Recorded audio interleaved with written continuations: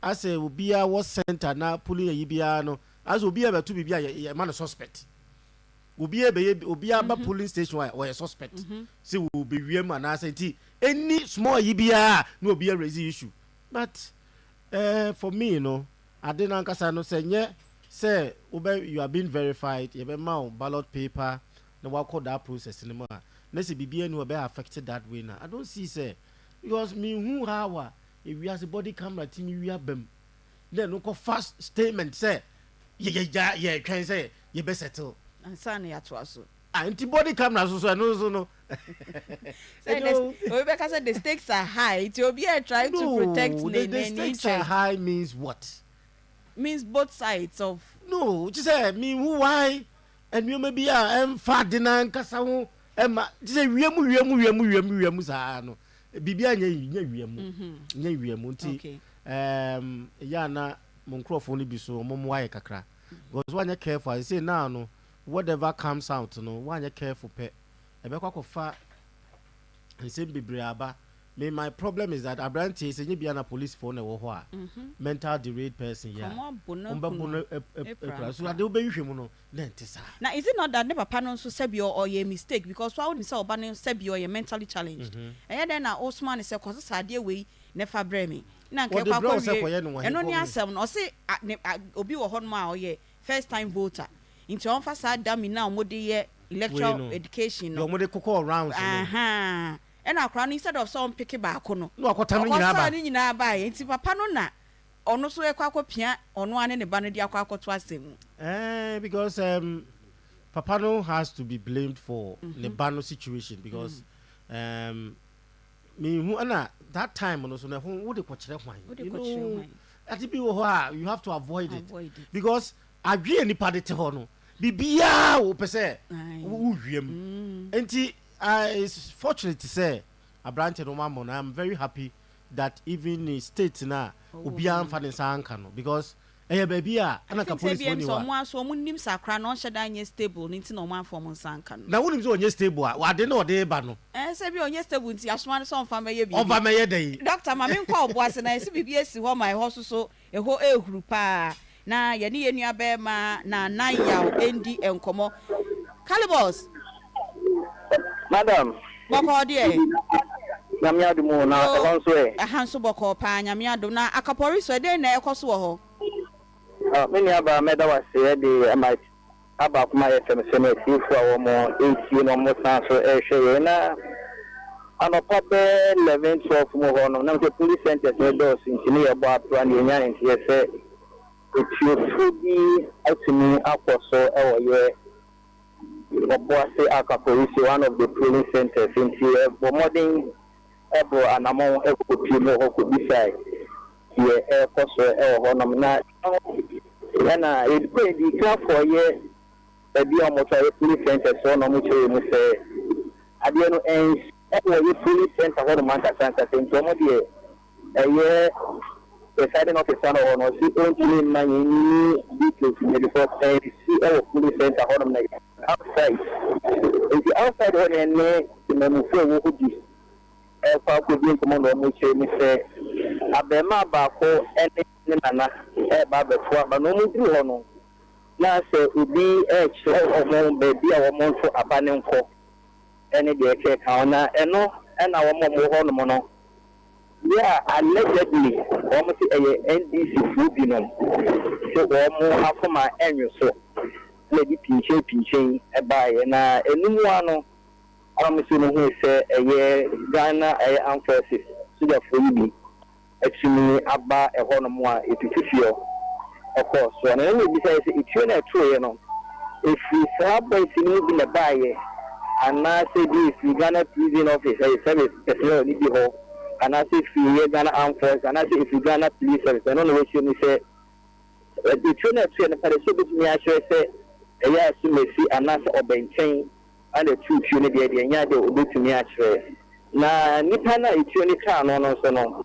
What in the call a year I arrested me besides I arrested for today and then the call ya or mama also end to me answer but I will say Omunyan in TSA Omo Eyisa Ujafo no Edno. Okay. Anana ya okasa. Koba sa no ema abatuo no ebia netwo no eseye ya na afeko sei.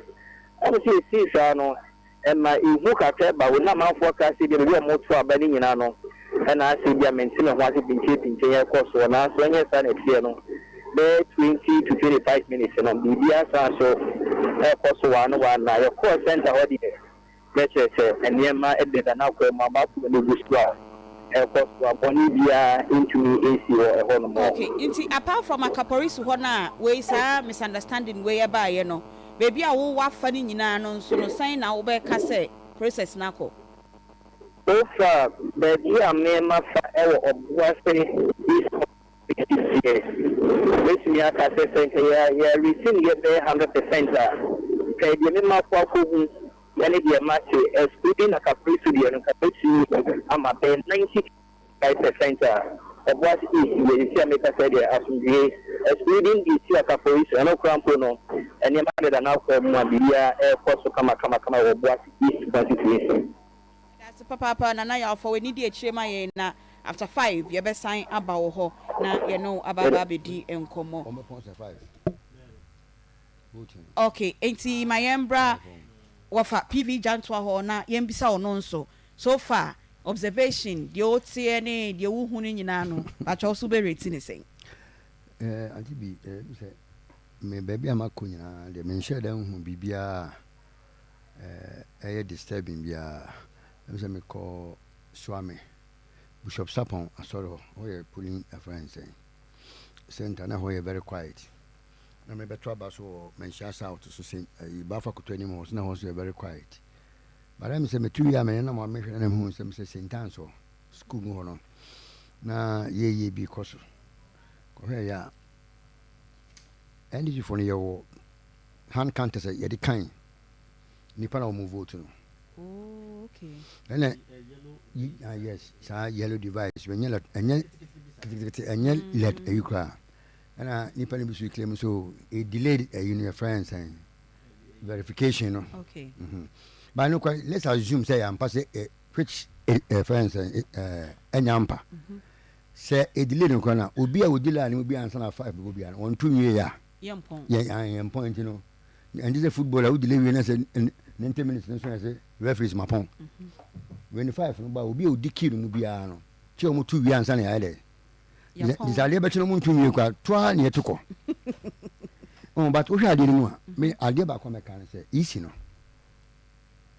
Omo dwona mo ye no omo man san kese pa amrem okay mo mo ntran ma ne meduru abato ye nko na ase de afi na omo sha se omo keka omo edise na dog kan yo ni pa na fa ko ya san mo so mo nko horo sentence school mo no omo se body camera bo bi akwan se wo de be wi abam body camera kwa na de wi abam uhwe mu ya it even suggest ni pa na ko ye de ale na bono no de wasoma na kwa no woni ni pa ni enti opesu wo hu ni every activity bi ase wo jinsuo no na wa nyinsuo kwa no na oni we di nkomo ni we ni nkomo enti eya kwa correct say on election on voting day ade kitwa bi a obi ani be boss bia no obi a person make a case we to ohwema na interest ko limiti no friends easy no the be ma o maduma na ye very easy am o pa am ntini ye okay wo set a certain particular time in a year o de be ye friends education about o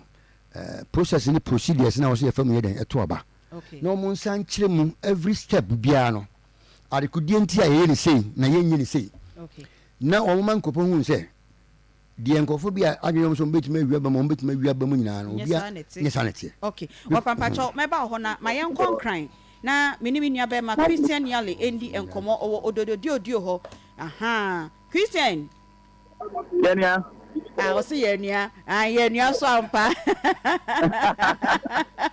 na odododio e how to say oh had the nan ke se no pano bana nyoma de dana kwam kama bibia da din a nyoma ekoso kama anto se awie ya na mentime ho ase kakra atumi ama ne hom ne so ha se ya eye de tofane basabasa kakra bana oba be team odododio eye manche ahimfie ha se police station ba kwa ha se ya ente bia simaka kra twemwe ni na NDC agent e ha say adamfo ba ko frɛ no ono ne din koma na obi esu sɛ oyɛ NDP ni eto share ni so bi san sɛ den or the ballot paper ko ba bia ye nto aba so obi nhwɛ ɛno so electoral commission for registered e kan say voter register no copy ba ko a ye dia ma political parties no ebi na okura one in Semna and Adamfo Kwan on the commentary. Yes, Bia or the BB Como be ewo and China Bibisa. And then I say, I'm memoir a day a year, you know, and Papa crab by year, and I'm soon too many papa to say, a pura, I want to who are Muja as Samnoa, you didn't think I say. I for say a papa Shanama Mujan to it me extra. Now, the Samene say so after saying no place, see and on come a hundred and so yes, it's time say. Among precious yaha abochen for hano be brena na I say within a minute now they will say obi talking on top of their voice now yet in topapo fraba amame phone bene e mani bi fra akon kakra ma enwa brass kakra na han so ye ka say boni be ka say a stone throw away from the police station ye ka say what we have call police station and what came town ha say ya kwan say danim bia santi Papa now here entertain is to say na me so ma basa yo nyina ba ye na ko police station wa police for air to na no na ye hu say na o ka say so police for no bebre kakra ba be ka woni e wa hada dane ho a say asomdue abetumi afa ne campesra e wa ha say okay inti sanka na no pani nyina na ye monitor wa na okra o ka say ododio youth no krampo say o nya bibia ma mon capture wo mo and say way ababa befum but apart from way na AC wo manchagbo na say manche palace side ho no bibia NC ya ho de nka edaboko ane bibia yakọ ya chimbebre bibia yakọ bia no asumdwe wo ho a abato ne so bibia be kwa wo ho a wo be kona nipa ni line so ana say ni queue mu a utumi say bibia ye so far ye hu say NPP parliamentary candidate no sowa manas ono akoto na badie enche be hwe say ebe hu NDP parliamentary candidate no so ba yenim say Nilante Vanda Poy ma se be gani o tesu tesie ya onko bio no ono so akoto na ba sumdue mu a anke be ka say bibia so ye ni police commander ne kwa din komo ma ne kire yen say one ne party candidate na din komo eni obi akasa won hwe nim say anka bibia be kono jojo nti apart from the SO has to say here the bia yakobia the bia than the kwan so a ekojo ballot paper ne bantem about on here even though the benefit say after minute after 7 they not be ekoso anka ye hwe nim say bia be wie na some dream a enkofa o how bia emba bia Yedas papa Christian Yali ye correspondent ono ewo enkran odododio de ekoso ewo ho no na ono nso de beto ye nim na ye twa ye ho ye ba ye wo Dr. Samuel Efriye ene wo fa PV dance ewo ha ye beto aye nkomo no so Ani ya jasam bi this got to table so this ya jasam na say bi I'm sorry jasam bi sano wotimi ya tina ho no ma kokko agidi usisi mu bo se de bia me ka kira wo ene adu a wo hia ne odua heba powder wo kira heba e jare so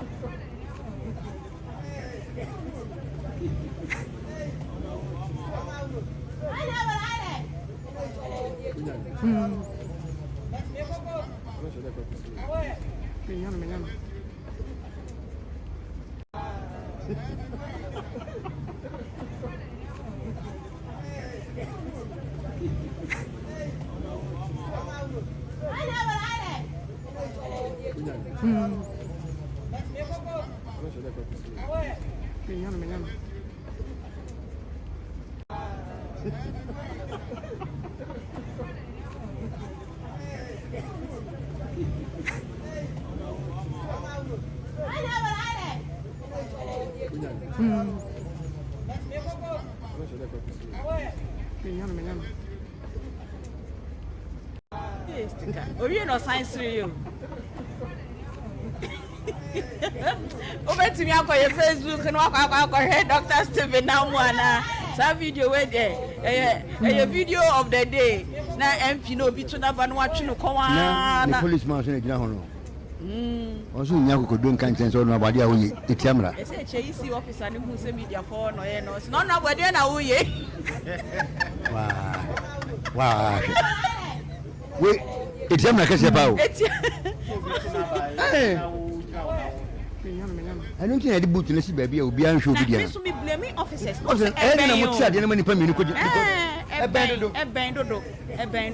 baby, I'm a contraband. I'm saying you see for a friend. I mentioned you see for I didn't bend about when you move about. Oh, chamber. Me, I suppose I'm a call to me, say, even presidential, dear, no sign this tape, no. Across it, presidential, any parliamentary, no. It will be presidential, just all free tape, Nimu. Yeah, salary is here. The other But side, baby, I'm going to good lesson, and see it. Because baby about Kujan Honbia, Obemundi about Bakina. Nasakado, they are not already a quite over to I use Chevy Carno. Show, on her own. Mamma, no, meanwhile, what in Sabo sample, so who wants it? Oh, we are not sidewalk by account, but you are Fenoso to survive. Oh, true. Over to us, no. And I may say, over to us, no. Oh, what was I? No, the baby and so baby. I don't show. One person. you must know. One person is over once, and now one is You're right, this thing. All right. Now, Bakubi saw President John Mahama, Ekoto Abano. Never bad dinechi. Now, when you sang how Okura screen in moi, and can sang Farida, your mom also age nanching. But Farida soon in run a screen in more. The previous son was on yet. Maybe only your cockroach or Papa, but Thomas, Uncle, asking you. Asking to me, I'm to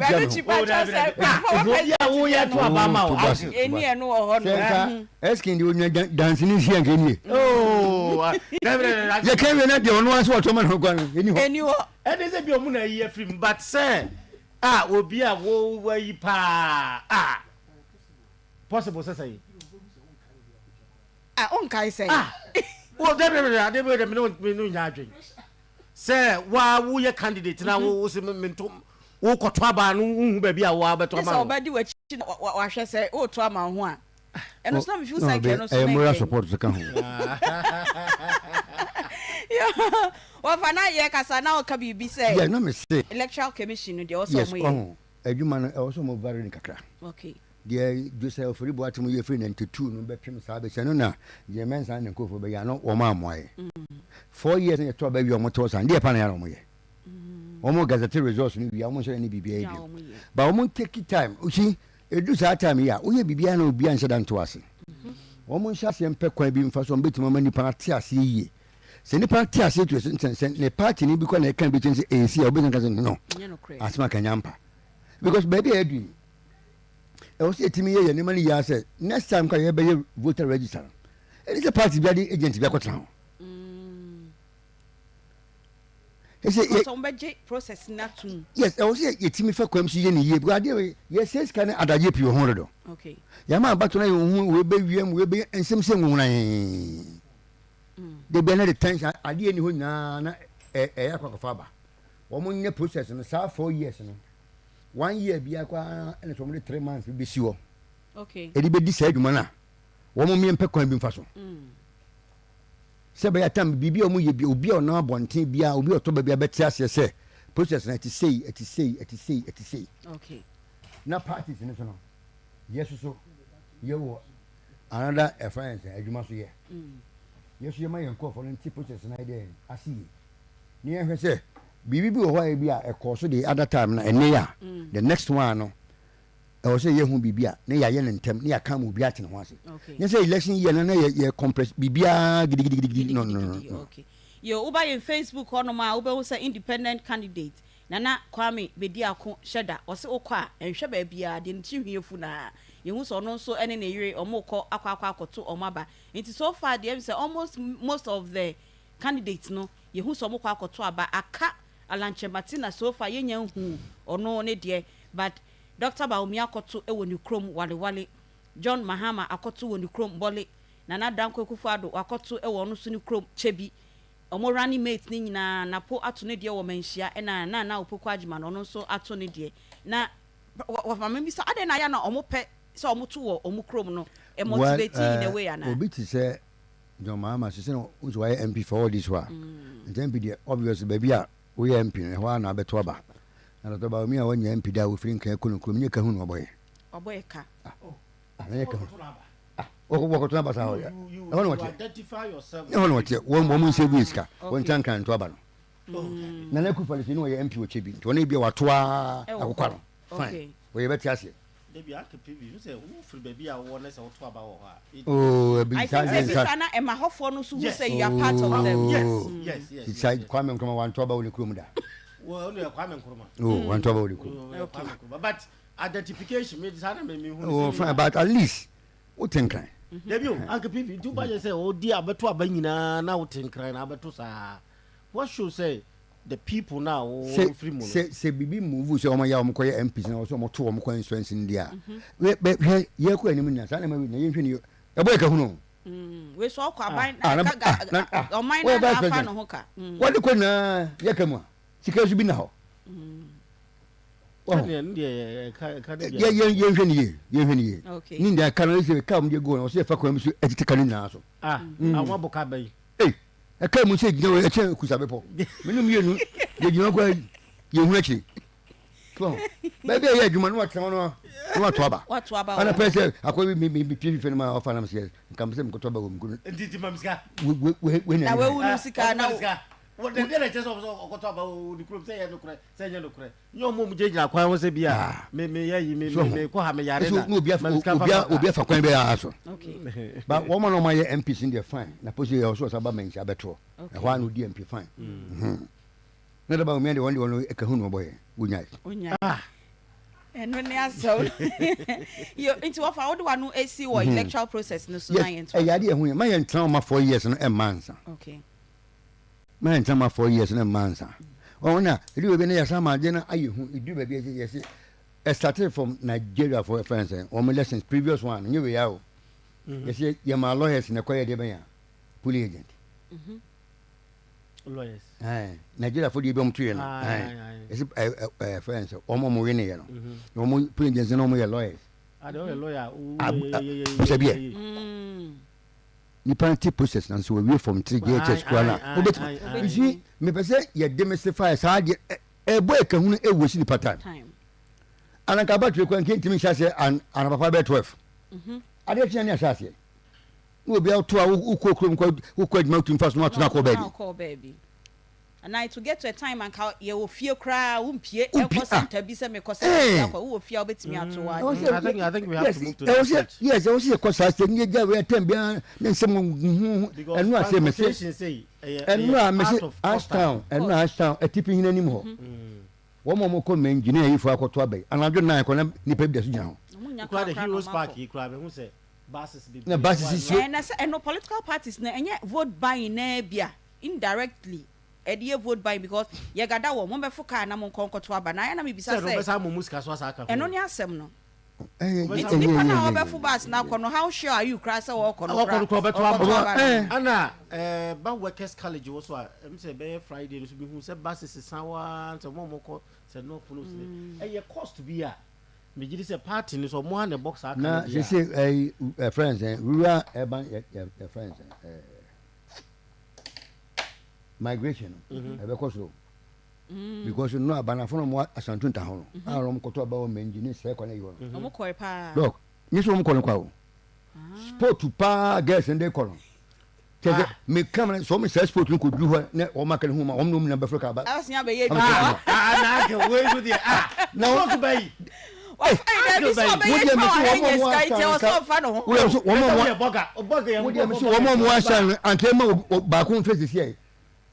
and man life for me fi kuma se ko no ba ya djuma no aboga enu ntina make us wo ko du ha wo ma ka no wo gbedi wo ma tunu mo ba o ba do so be haye e on be ba e etu ntele o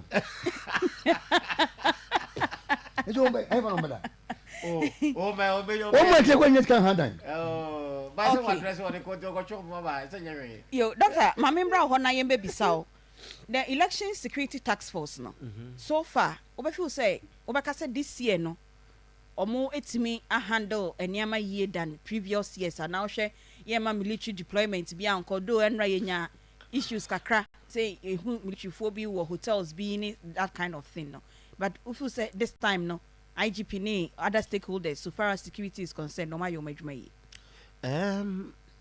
make us say my idea but you know be based on how transparency system ne call and say un suspect say we be wiem how we be wiem ha emma mostly no fast security being ko gu ba bia na say bibi say bia ji say wo why we say we be say process no we be say process ne dia na wo this yin but wo hwemu na me kan earlier say BBC the way Omoma police for no bema etimi solve no a plus to the police themselves because as a GDB abom because issues say banyina obehwe no na police for come bia nti ama GDB aba police for mu say ana kwan a omofa so handle issue no so ya another me GDB I don't know say bia say you training omo to that level now because can previous people who are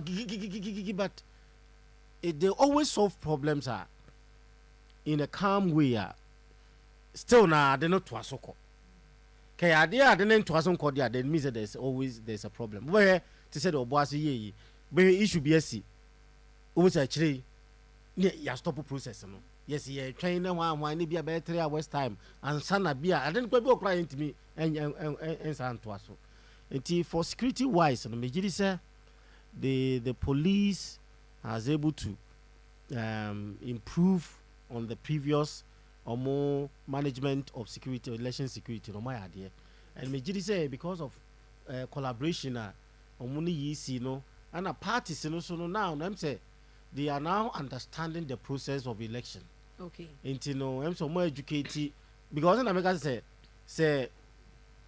Obi suspect say wiem bebe bia on kofa microphone nka say say but o suspect say unya o de besimi unya me ade be come there then now o say police for also entimi police has been compromised then na fe de ono afa ne own way but me jidi say omu nyina no bia wo bibi bon ho ba but omusuro NDC for microphone me jidi say omu wo ba bia e ba de bi o betimi by emergency and situation they will also come in. Sana police for also Santino.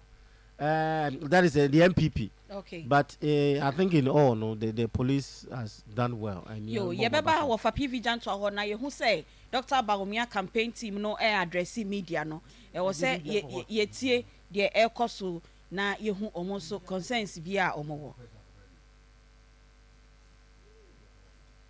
Drastically reduced the queues that we are usually accustomed with in previous elections. And that's something that we also commend the Electoral Commission for.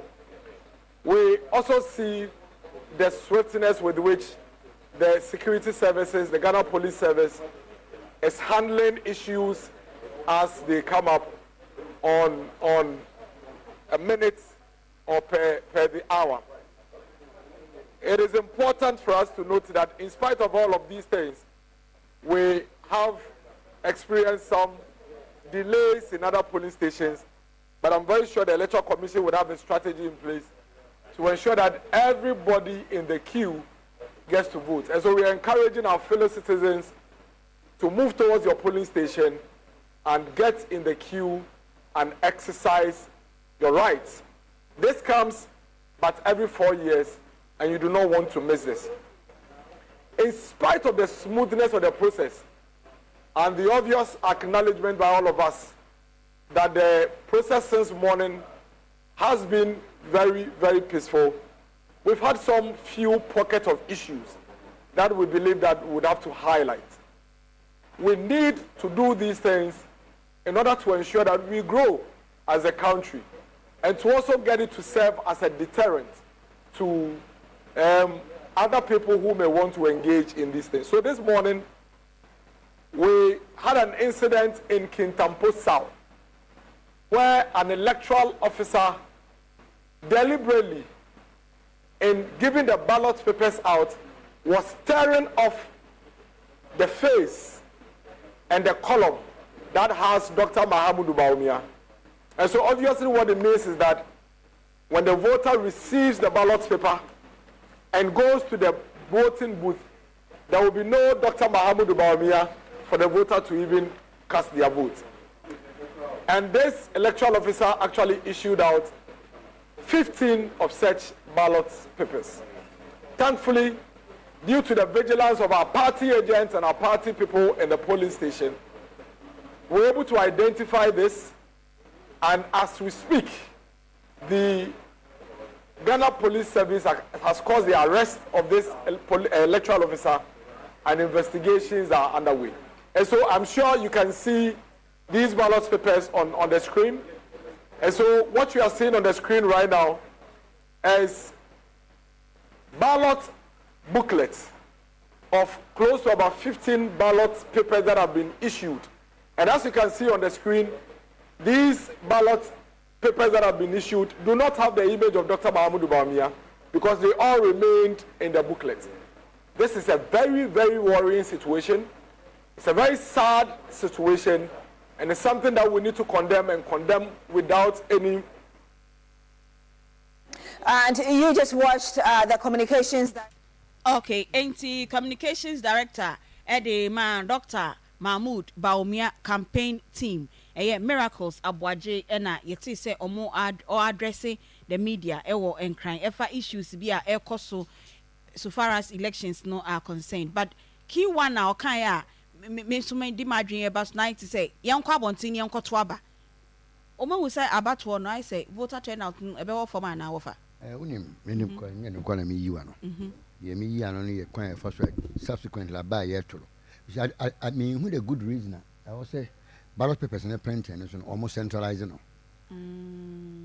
ka hu ne boy hu ana ya sisan kata gu ka mu firin kan la besin ko wale ye de ko tamale what about tamale printing house so ho ana de me kan you will save a lot of money, save time. For printing house Printing press be your home, me kuma commander and official know of printing press ho baby a printing press ho and then I say time baby born in na no near we have na sabe segu kamu ye de how military ne police for the animal near the ba sense him hunu ene kwa asene ye disel you know the subsequent ones abani ye bet ma part so assembly ma woman yam printing be okay district one baby this is capital bia no at least you build the capacity of private businesses okay na bibia ne aso na ko nkan nko fa fra no ye boy ko no we see printing ho ye printing your friends say Kintampo South ho baby na say baby your party agents ho one bedroom say obi photo kwa no ye say animu tiafa ko duru ho awie no because as their friends their Miracles can say no very difficult say electoral officer no obetima say ade no ho ya ye dance no mo de ba ho now na obi auto baby an ntu kwa na ho anim now wate ho no wo say anim na fi ho no wo no asimo okay e wo so obi zuri nyansa to ho wana woni wagimi a wo ti papa na jona wo tu wo bi na fi ho isi na admit say akoso ama police for so the statement about so much it means say akoso nem ka say enye e ho na ade e be koso ya printing baby no mo de aba wo e bi ko ade ne kwa no wo mo printing no e bit my bibi sa okay bibi bit na ko tare plate ne so woni m na so na ba for so be 20 bi ni bi na asan wa free so na nki bit me koso but the American say to save us money na ye be improve quality inside the ma we na no ye this city bia ye printing again wo ye printing pen no bia okay ye wi a wo mo anfo mo seal nkogun afa ye di free kan be du ha na we free akwa ye ko police station ni akotum ensem nwonran paper bi wo nye ade be e wo security features bia o paper ye bi ye printing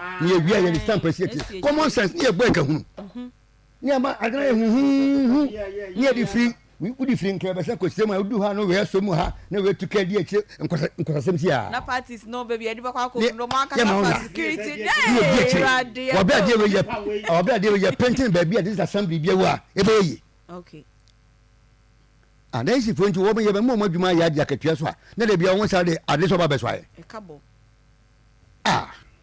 wa fa na me bisa say voter turnout no o hwa e be ko na nim e be ko okay e be ko say because say ni ma sika kon dia kwa ne be kro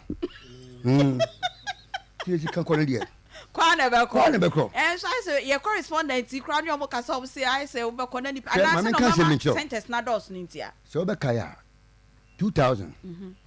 Minim se bi a change nipa le pirefi. O se na say yesin kofo kwa so omunkoto. Ba ye be wi na afere obi a ye den. Ato. Obi ato. Okay. E se nipa le pie kwa na me hu se video bi. Na ekọ o se hwe me na me nkosala nkoto ba ma obi papa. O so na pa no 18 say bem. Na wono ejobu wa unim ebufu no eherimu a ti se bi obi kokko no fi ansa na wasole kwa ye den. Because nipa pie aban kokko wo hunu fa so bi onya wo so. Okay. So ho ti yen party for no so ye mo ye bre yi. Ye mo be magana for ni nye ho. Se be ya batu dura. You be do it because men kai say Britain US mo bia e ka say wi a no osan pili e chana pa wo bia nkoto ba o kana say wi a wo wi. Nipa na e hwese nipa mi no asem ma kan de he na mfi se betima bo mte e wo se me solo koto ba. Okay. Ko nipa na fa gina ho nyina be e fa ko ade ne no on tiase. On tiase. O mo ti hu eh ade a ye so mo ko wiem. Wiemu na. Etino lessons no near man, you feel the different can na kiki near a police station, now ready to see a better and Fasubianiso. Okay. You bet my printing on district constituency or district to home. I will be your agents no more. That's a part constituency be more executive no. One bet my decide when about party no. Yes, say which idea you good care moving kind. Near a person quan same online. Doctor, my member hoy na me bisa osa voter turnout na yenya the final voter turnout but from kakra ye tie ni correspondent oh nipa nhyeda eni ho ni ade no at the end of the day no yebenya high turnout. Yes, there's expectations that turnout no be cost. Okay. Which might be around 76 upwards. Upwards. Something say upwards. Okay. It's a be cost and also be affected the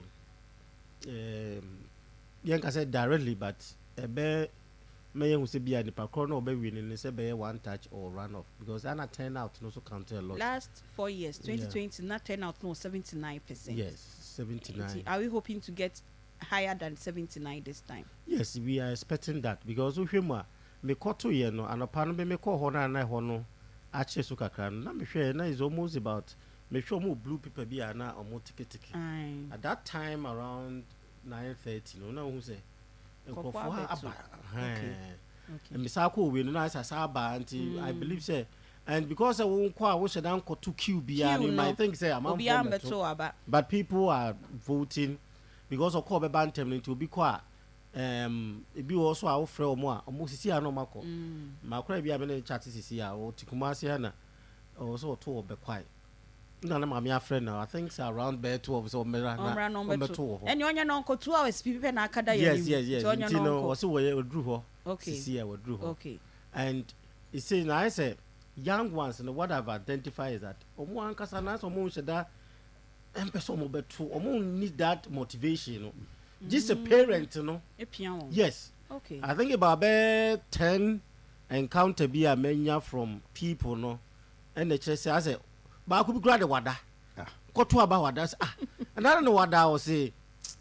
Who's on Koto about? And you are fair king. Say be a parties now. Buona into the motivation. Especially the first time voters and young ones, you know. That motivation in you. Until now, no, they will be motivated by their parents. Okay. When you're my man, friend, so Kumasi, a womra. Uncle. You come out and case kaka home. Aha. Kongo. And now the transportation is why a key factor pa. And you know, so because of one qua, it was a parents is one qua and they wouldn't one qua is a threatening way of motivating someone to go and vote, which is bad. It is bad. Yes. Okay. I was on one who said, was a me koto bus say nebia a best because one yes ana next time of us out to a baby no so who knew our uncle. I didn't know so koto. Yes. Okay. And this is a problem that is cropping in the young ones that are coming. Omuni edge bia so me koto. Even so interview these free HHS for now. Why is you go and vote? And they are DBA until now the parents in there for so man say koto one koto a say one koto a mean to your office one koto a member way and that is a wrong way of motivating someone. Is it that say government no enye bibi ebema akra na say me timemuni no menya gidie say westi say bi mi ko westi me time akọ join queue no makoto aba no menya afasodie bi wo menya hwede a ametan ba bi ndwe me ho the kind of hopelessness be I see the young one because as a mini adwuma wa me adwuma ohu ohwe environment na ade bia no wo ba bia environment determine how okay if I say go school say utifie and now your day students now go school your motivation will be less in terms of learning but obi a what school mo ho no ye nyina yesua bia ka say uti school mo abesua de but you be driven by the environment say kusua de yes enti environment na ye build ye manu wo mu no the economy ni nyoma bi no science no is not giving them the hope and answer direction be until say this will be ascertained with certain kind of information and sani be obetimi epia ko because very bad obi frame say was in for reference on koto aba nti on koto ana na ye bisa ne sa no okọ no onim de wokoto ama ne de say no sa no na nipa ko so be influence and so influence no okay eno sa no de oya yi na no na kire no say wo kwa tunisi and I say at the country also to obi wo a obema o say be a candidate and say ni they are not listening to them. Okay. Ke ade omu tie wo mu a me gidi se nkomo betimi aka se ha na meto ako ba yentie wo ade na wo se utimi ka se ye frefrem se me nkoto aba na me aba na kra me nima de konti wo se me koto aba if akura na say young youth need me ka se ya they mean say me nim se bia wate message na presidential candidate ni de ko ye ana say wonu ankasa no wonim and these people no so most of them no so be beneficiaries of free SHS. I was an KPN or Momo Koto. I don't know, me get worried because I don't know what's in Kawokran Woko. But just I make a chance and I won't free SHS. Kawan go school. Ain't he? Konakoto. And Sanokoto. A honey as some no of my member away now. Me share video be TV so I from a credible media station. It's make us say information, Papa. It's a media from even credible. Oh, yeah, I cry a yeah, man, cry him. Say you call for now, be mudiable.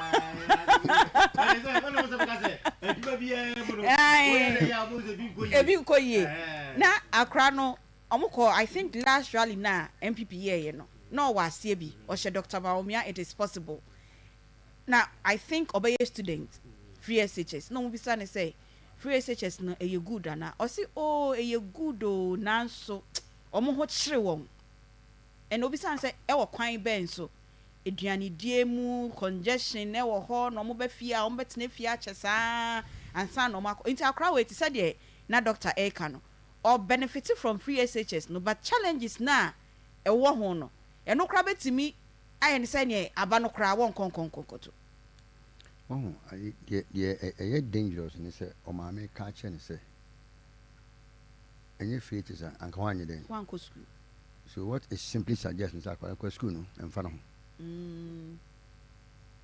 minim say dem kan so tiase but nka o say akwa na hu say school na me kora be ma me da chi but e bi ko na ono o je offense JHS 1 2 3 no nua ba ko na obi on TFA university akwa sura wo fam down say ba fan no so nothing could be so because we be so into ono ko ahwe school no a e fa so bi eni so ba no e ko no a na fu se di enti na obi no efa bochi ba na de ogi na cheni ni abese bra me no beko di enta we hu bi ba wo no ya o se o ma dress o mo ko yi yes we hu bi papa bi wo no ho ya yesu sha ye wo Ashtown because go pempe prime me nya kwan ba Ashtown na o mom ko pempe ne opoku ana yifo no wo mo makwan ba fia wo hwe mo no mo dress na obi na be ka te question dey pass commentants okay wo be so kobi me ka se bra ba ko wo no ye mse ne o primary no o 6 from no ko university tech say wo kokora na onim say dey yesi hwe no ho na fo ba na ncha so mu si nanti o mo ko ba we school ne so wo ye adwuma obi na akwa di ka be si fie ni mo tie na de obi ya na say yes you be ko yes okay obi na ka ope okay and do say ade na school ne ko ye hu ye friends the end from the beginning ba se se nkrai ebi na o si busa akra se wo se o nkai o nanso Oh, you know, catch out or see the failing idiot, it is possible. See. Or no one can see the failing. Oh, yes, I remember such a video. Was how possible? No, sir, because the failing is the failing, it's possible.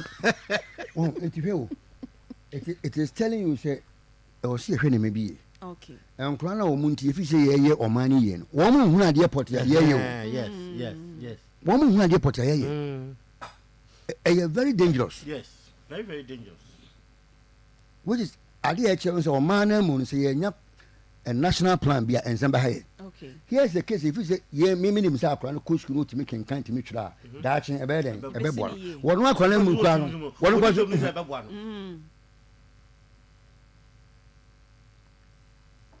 Even a crack and me pay me free for me Ubiada. Now, club 18 years, 25, over the train, a basin to say, Uncle Traba. Uncle Traba. What for my uncle to?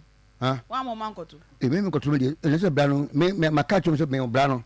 Your mom will be a boy, my boy. Let them have a bob. And one got to and I went you. Okay. So, and then make pure, yeah. Yen said, and you been a mechanic. I was a man crying tears, yes, oh, pardon my now. But normally, Bob and I then, I'm a womber, I'm wild then. Sir. Okay. But it's serious, I'm crying now anymore now. And for be home. I say, at the end of corner, a banny you said the about value Debbie. Oh. Because woman, and I said, I never send so much can or intent. The woman who other countries, you know. Any progression a woman's animal. You have been almost who know how until they don't give you up. Yo, yeah, you know, baby, I do know. I was even here. Go home, almost crying, no saying can make you then. And this time, crossing I didn't who parents here. Parties in Nano will be a policy is centered on the youth. Yes. Celebration and crown crossing at the end of the year. I want another doctor because I said in some politicians' name, almost around campaigning. No mind you. What? And you know, those no. Oh, mind you. And two be son dear about and so I never going to be and so this time is the time so I call. Touchy base with them. Yes, I couldn't panic. I don't know when the youth police no man come Juana. Because the econo about 10 or 8. Oh, so she attended the frontier. I was on Kotuaba. Especially university students. One more kind of book cacrano. I didn't hear the alcohol. 10 in test. And no name so Mukwana. Show back. I send Sadi and Kanyakra. Come for him. Oh, and some happening. Happening. And ma resources be official media corner. That's in your refuge. No baby now. I didn't emphasize be a muscle. Emphasize be ambasso. Yo, yeah, back of fire commission nearby. Your presidential candidates. There's only 12. Madam Ekwadon kon ka ho no ye ba be assess you obi a strength kakran if ba ku betimi pushi elections no to run off and run any prof edu gem feeding komo no o se ye nhwa na obi ankonya 1.52% bi esa ye be ha dwenti ye ba ye be ko ho no ebi benya ah hwan ya ye ba ye beto aso Ani ya jasem bi this got to table so this ya jasem na say di me I'm sorry bi asem bi sano wotimi ya tina ho no ma kokko agidi usisi mu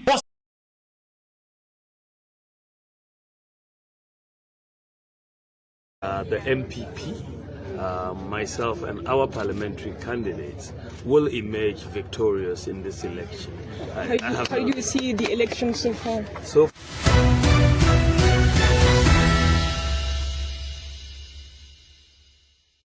I must say, by the grace of God, I am very hopeful of winning this election. I think that we have done a lot of work.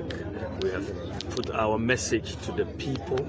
I think the message has been well received, and I believe that by the grace of God, when all the ballots are counted, the MPP, myself and our parliamentary candidates will emerge victorious in this election.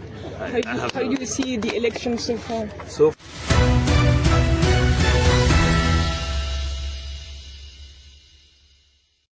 I must say, by the grace of God, I am very hopeful of winning this election. I think that we have done a lot of work. We have put our message to the people.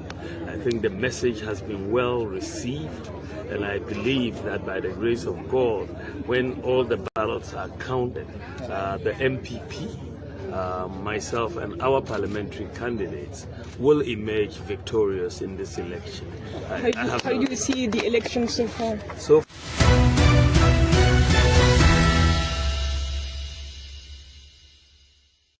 I must say, by the grace of God, I am very hopeful of winning this election. I think that we have done a lot of work. We have put our message to the people.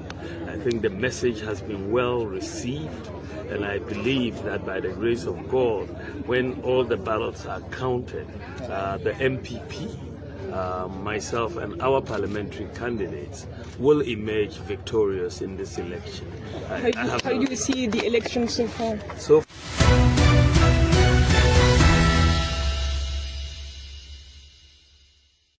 I must say, by the grace of God, I am very hopeful of winning this election. I think that we have done a lot of work. We have put our message to the people. I think the message has been well received, and I believe that by the grace of God, when all the ballots are counted, the MPP, myself and our parliamentary candidates will emerge victorious in this election. How do you see the election so far?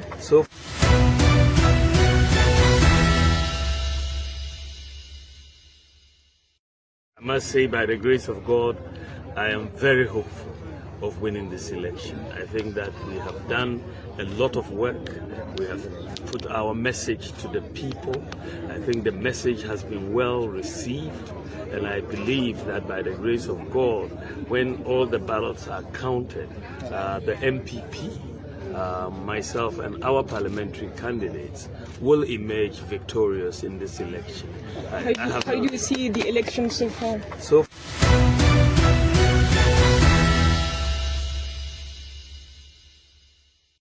I must say, by the grace of God, I am very hopeful of winning this election. I think that we have done a lot of work.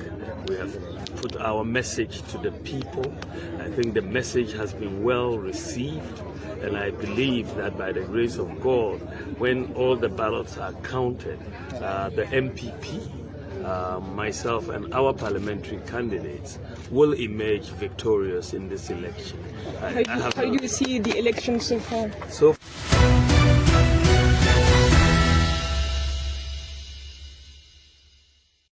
I must say, by the grace of God, I am very hopeful of winning this election. I think that we have done a lot of work.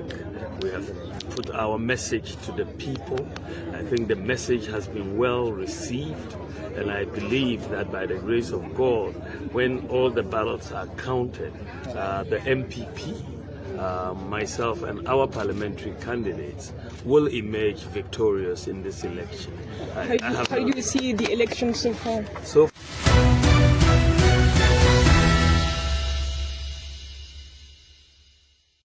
I must say, by the grace of God, I am very hopeful of winning this election. I think that we have done a lot of work. We have put our message to the people. I think the message has been well received, and I believe that by the grace of God, when all the ballots are counted, the MPP, myself and our parliamentary candidates will emerge victorious in this election. How do you see the election so far?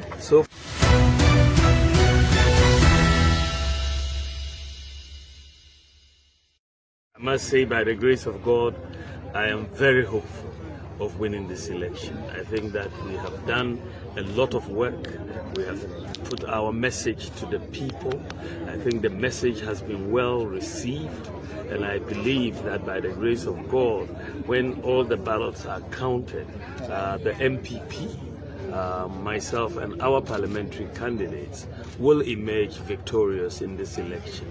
How do you see the election so far?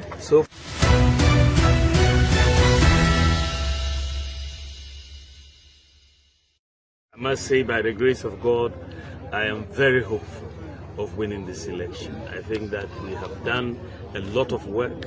We have put our message to the people. I think the message has been well received, and I believe that by the grace of God, when all the ballots are counted, the MPP, myself and our parliamentary candidates will emerge victorious in this election. How do you see the election so far?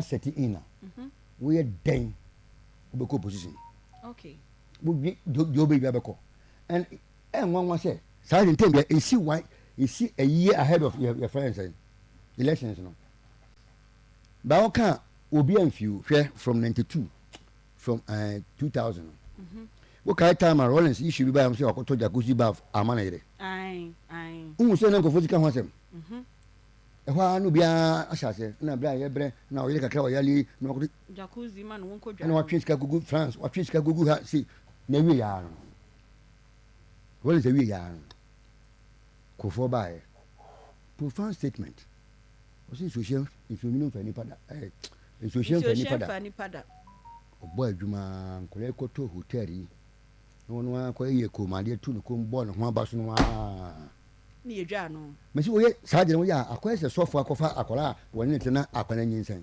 wona so wati enifrafo na mabubu afo so nanti wo bi anka bi ye kan ne akola na ye nim se enise okọ ye saje no waye me so die sei na me mfa sa ma na me so wuye ka wo yumi kan wa ne de bekro hwe mama Bans branding. Obi on ade e business ka mu na makwa ya me aboka. 3.6 million ɛdeɛ kakra saa ɛsi kuro bɛkum kama ɛtɔ na pampam na kama ne kɛtɛ makɔ no atafiri mu ɛde ne si a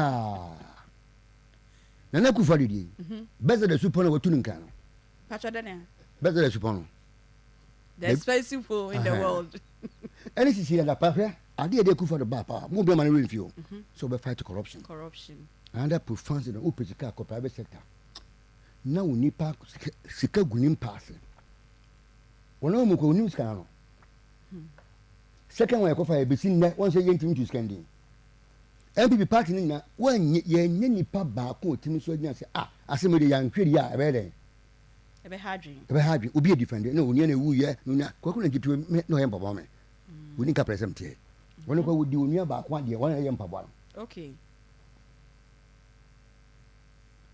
enya ko basa na hye obi amu wonka ya ye din ke ube commission wiase nyama nyina mama de nyan commission be commission airport we nya commission UG hospital nya commission wo ye kwana wo ye omosere obi anka hwenkyerɛw unya cross sa line no wo ye de obekɔ bibi na to MPP for okay eti wo si yehwe bibi efiri mu say yes nipa na mo de mo to obana ma ede ba no they don't expect us say ni ma bi wo ha ye de ensa bekɔ akɔ de ebeka kati da unim de ma ehye nkofo bufo baabi a yesa ko bu dan kwa ye den atugu ye tia dan kan de na sa ka waka ho na wo fe no say hwan na baba besi na me ma nyanko bombo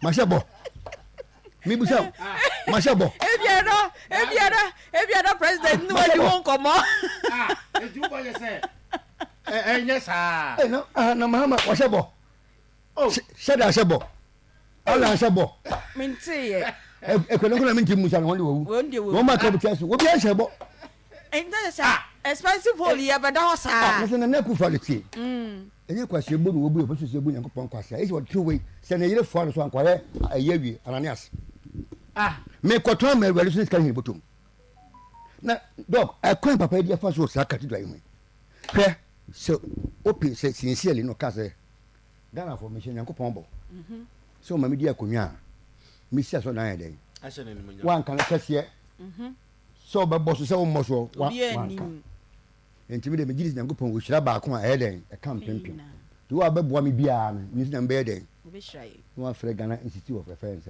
Architects mo ma me join ya me sima nyankopon a be yen mo nyam hye wo mo nyo kapre ka tem sembo a ko mo kwa no e be yo mani so plak na ye be bo ho no wo mo din be yeden e be ba so wako reference engineers for almost ba kama afi wa tro o be ko fansa tro cement companies o ma me 5 bags amede o ma penye obi anhwe anim e ma cement 5 bags sani ohene kan o ma me 1 cedi ameje e china so me sign ma o be 1 cedi ko nya ho da bi obi e ma cement bi stone and sand contractors mun na mbebo ne nhya na ba e bi ayede mesi sabe nke den ko asia wi abom mpa e be mfiem yi no anania susu ban ho ne munti me ko ton ma aduade wo boa ene ne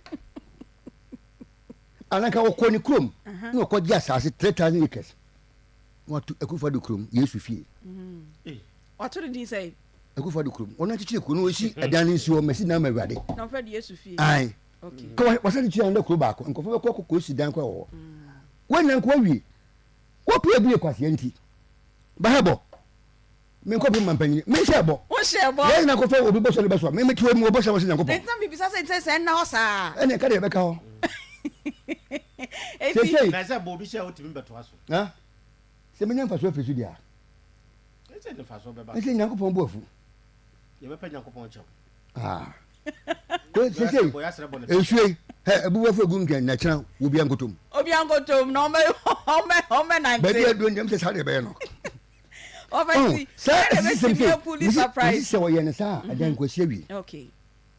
Ti surprise ye be en sama hyen ko foti mu no. No kro mu no. Me menya na ya to ba man party. Ba ni pam no mo di nkomo no mo di na. Woni ni pan chance mo di nkomo a mo be wi no. De obedi kan ka cho no. Obe wi a unwa akwana dene. Mesi santu nta ha. Super service fee ho. E fie bi fitia ba ko ni pa ye mu fie na mesi mo ba obi o tia san be wonu se fie no. Ye kan super service abebe na baba ko bete we ba no ene popular baba ye ko refi o ma bi hwe mu fi je gimi ho titi kama delegates for na ye ekoto balama kwa ba mu se na mo de bre chia nsa na hu se ye NDC fo ye kwa so mo ka che no me best me kra de nye wo fa mo de no mo se dey we menka wo se de ne hi kwa so mu wi amasa ko ji esga she aguso to afi wo ba bia ade na kika ko asemina okay ejire na me kwa me ka se nipa na o e fa ba kwa koto ba no yes ebeti ma kosoro ya ho esu ebeti ma kofom kra because nyama hye nkofom no nyine me bia wo hwe moko ba bi se adom che dia aso dem o be so ba afori a kude envelope mu ni akoyi sika ni kra na we asole na we priest ka go we so de oto wo ni die no anenkofo ade iska wo hosa yes okay ni na e hankofo me si 2000 obi o kai pa no back 2008 sa nation kofo mu represent kofo o di somebody see Ghana now Ghana then anameba sa ben no my year so ya start so for say o ma start ayi so am in 13 now before you betu election no asaba be commission kofo emergency center helicopter si sura we twesi papa ye hu bi da nkure ko di banku free o school mai ko wu free we free ewi echi na ele it wa fa oh ti se unya ko ya ade na no ma nkofo grounds eti sa ni pa no na mo hwe ye oni pa mesi me kwaye fro e wo boase material so le aye fro ye wi ene tufu na so fo ni zabe tum kom dog o so ya metati o pa na me ma so le fo de ala ne wo wow me kam me se me ni pa ne gam nche me be se ba bo mu din mp before fa fe ye ba aje obi ansem yes and dog I'm so budget to say middle class for a very difficult set you better Obama MPP for oh okay because sa class in there come independent na some for money ase na ne mebi ha on fi say say na ye no say na o kan ye ntia say na wugina ha wo den uye we fe me say na me say na be mama kwa na so be fa di corruption yo say nka kwa tim ka say said the name na ye ne kokot ye unso afa abansika wo gyan ti e friends abuchi no kame ba ya na o twimienu kwan bia so me jin baba am obi ehun se me den and so on commenting on it so ni na eshenkofo mo intina ba we se obi ehun ba bia ekono wo fa wa so hu ba bia eko na me ma shenkom Ofa hu baby eko. Wo mo sorry a. Wo no akoya wo ti Zimbabwe wu krom gari ko munya binne. Wo nyino mo mpa ma dan bo mo gari. Wo bi krom abato. Ene wo shen. Ene wo nya bre ho. Wo Zimbabwe no no. Wo nyare. Ai be is fact so was I enkomshe no Zimbabwe so. Na we so for enwusa wo so. Ai hwemra. Sema ukro. O she what dey? Sema ukro. Oh. Na so for nyame ti bi kan asem e che odi a. Fa ukro asem e den. E ko nyame anim. Nya Ghana de. Na Zimbabwe ne papa mo nam hoy so for mo mu asa dem to ade ana mo nkura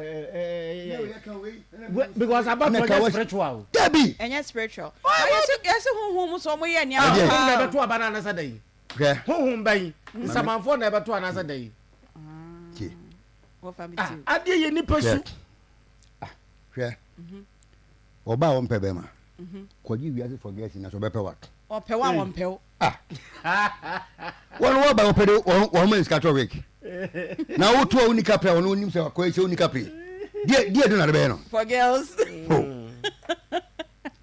One factor ya na ma asọ́fo ní sábẹ́ wíwúrẹ́ mu obiara wọ ní territory when it comes to partisan politics a human behaviour and the mindset of the people so in that case me who why sa area no wo ba na wo be hye nkom se ade sa ye data sa ye figures ade na na mo hye nkom fa lotto numbers na nka manfo nye yi sa dog en kom pe wo fa to nche covid be di so fi bi ehun say you be bia no mu hu next year ya ye be ko dum so mi so fi bi ehun next year be ko dum so wo le tan hoy what fa ana mo we nya rocket science o ye be ko dum so situation wo mu ye dum afidie ba ko Woman can't tell so when face give them. Meanwhile, who is Cadipia? And yes, Nabla. Listen, the best and come off home. Says a woo, who dress and come on. And there's woman and your woman who count a baby money who won't count.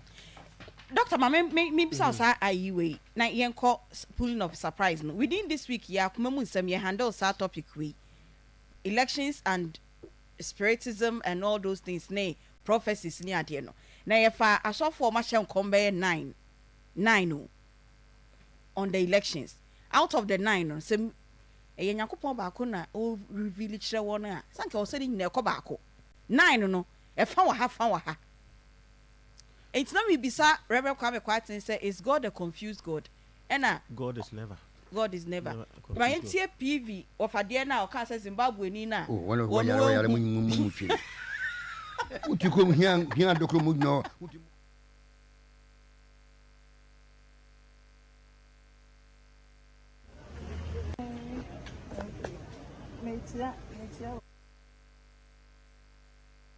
Not call me. So for me, that was settled already. He will not be president. He did not call. So God spoke to me. And you heard me speak clearly. No failure. I spoke God's word. He told me if Muhammad does not call me in 10 days, he will not be president. And he did not call me. So for me, that was settled already. He will not be president. He did not call. That was settled. 100% settled. I had no doubt in my mind. 10 days. Within a few hours, his people called me, but he did not call. I don't have a problem with anyone not calling me. I'm the one who hears from God. And my position doesn't need voting in. Now hear this. Hear this. And I understand perhaps there were areas. And let me just explain to you something. I don't blame anybody for not calling me. I don't blame that. Because his son actually went to our ministry in London. He's friends with Sia. So perhaps in that line he thought he had contacted me.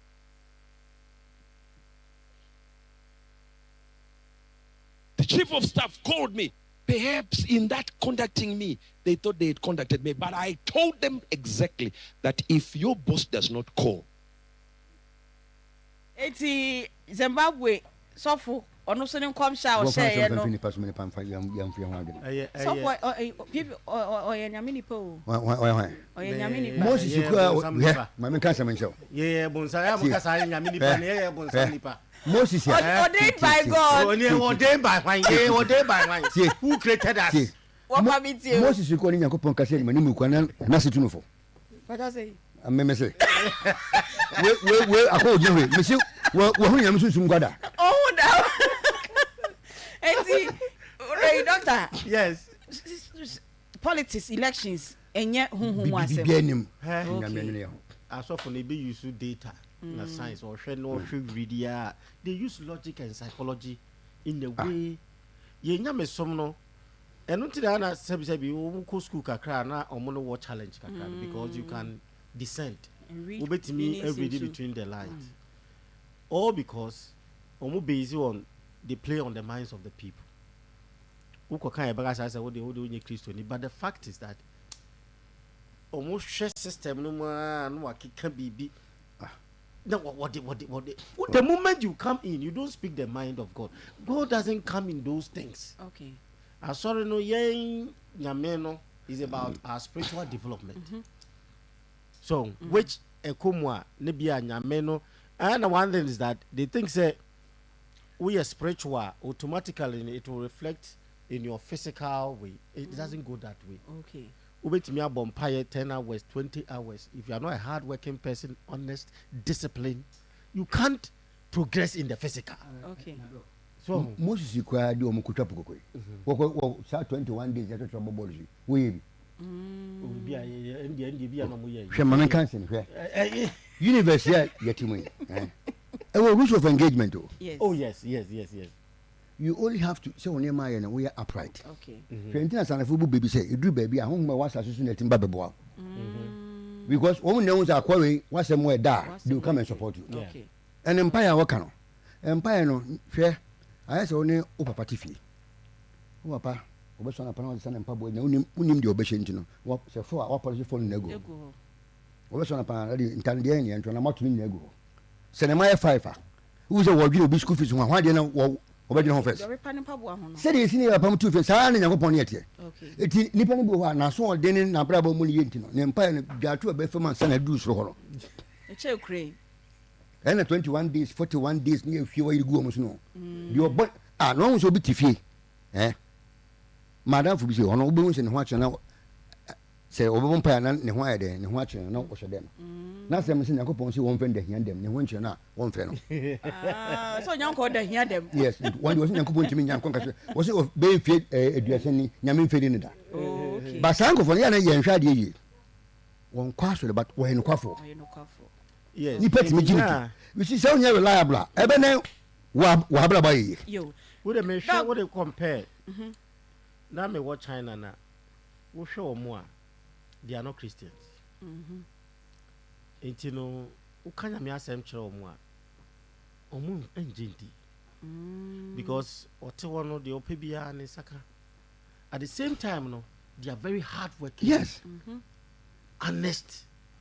Yeah. Oh, say you try won be wo kra wo ye bodwuma ma Chinese na man diska but why then wo ma miska because onye hwe ma menti dey na wo say me man diska okay even when you use electronic or be rejected one accept no afraid wo busa say dey na wo ma miska you see the concept of what so nya on so you doesn't believe in Christ but they have their goals and they believe in them and that is what who also are unbelieving in but you say we to say the yes uncle natural we are forces are while we are enti eno na ye nkrofo no hwe sa de no say you have to believe in Jesus Christ, that is your belief but what did you become say be ya be reflected in your physical life one strong way you are developing your spiritual life but the physical also your discipline also your hard working honest faithful obi se ye bom pa se nyame nhyira ye no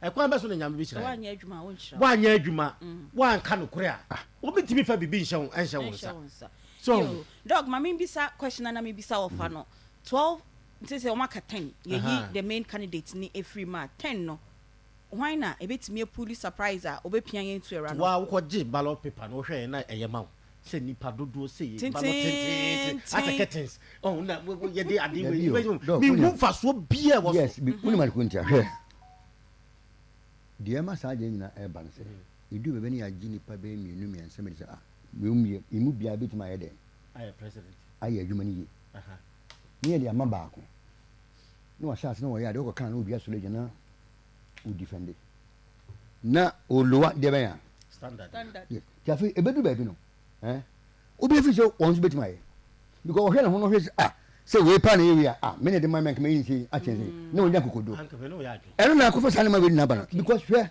ye party mu nyen da ben obi ya de obi etima so nya say ade o ye de o ko ka se sia ba tamfo but ye pa ko so de kan ko na obi nya ho asem nka je ne say ye opportunity na ye mo ye be ye preko okay hwe me dim krom ha obi wa ban mu ye de adwuma hye ne nsa wo ye ne ye obi ebu ne ye ne ye no obi akwa ko busa nse na adwuma yere ho wo ye ne ye wo kofi ne ye busa 100,000 no anya wan se obi beka je so we kofi ne wo hu yeah se sie ya o but obi an na bringing yes obi a bringing ne se ade be ye be kan nse bia no emre da hu bia won fa ne adwuma obi a onye de won ko ne baby obi si de ne se wia enti adwene sa 12 we ne de me am against sa edu elections ade a kofo bia be gureguram obi wo ha wo ti ne di kra che se me nim ba bi ofri ba wa ba join ni we na campaign kra wo hu wo mo nwa na hu no wo so wo koye wo nwa na hu na de do de na hu asre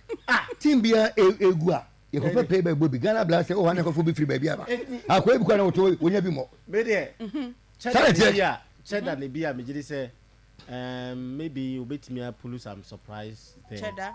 Yes. Okay. Obey Alan obey yes, Alan might be the fourth.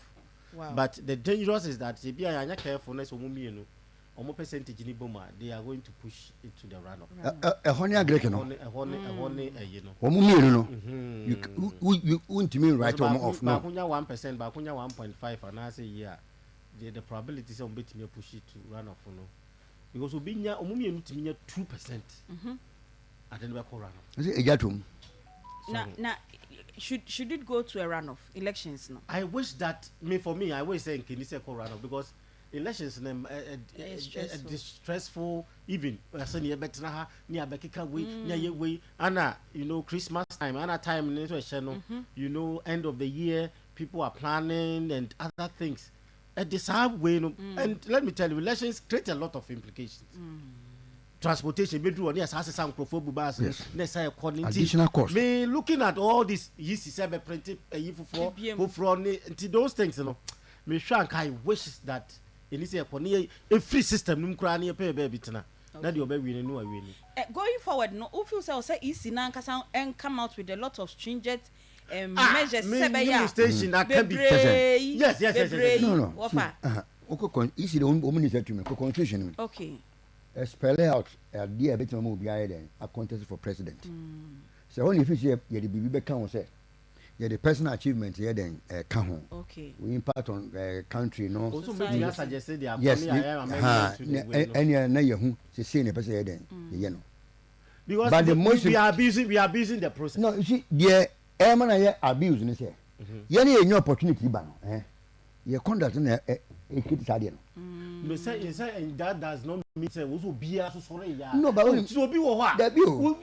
dog me say me person me can't tie nipa but yes you come no ya no but wunim serious minded than you me no ya but say unya sa window of opportunity no yenyam ebia sa na ba I so obati baby na ho ofe no obi afere no na say we mande sumrem ko sampani bi ensa kan obey obi enyo anakwasa we kwansa ka bia oye de no nya afebo so ba no obi e kono so ko so obi enwo se kwanda ho entino yemu eni ye party nyu se ya ba ne bamu a ekwan bi a wo se fa so ba ban ho ban wa ba ye rof ye why we free wo ma ban tim ye adwuma mani munyam ba ne bi kan nyina no ene wo se ye sha se de hwe o na de ye ya obi ko pesi ko de tubutu media si ya na be ye de bi kwa no obi wo kra na uncle you talk about resource management me se minim obi okra $1 million ko money uni bi kra manage wo se ma ye presidential independent be manage country.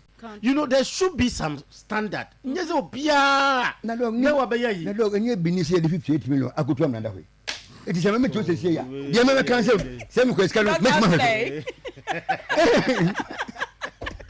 agere we say e bye am na be da be to me example the expensive hole it is said ya gindi say obetuma ya de no wa nye ni ya no obi asole o okay obedu na kwa we pa na tuma ya de we Debbie we dem meet my okay no ahwe ya ma de na ifofofo no ahwe ade because un say when am ka say obi ko yamfum so obi a ehwe ba bi a waduru na okoyam fum so bi a went man live a baby like okay na fe ba na eden afi na ba ne kwani hobiem obi as meet my and I say e start wo ye parties no na we aso me contest na we aso me contest na we aso me contest I identity free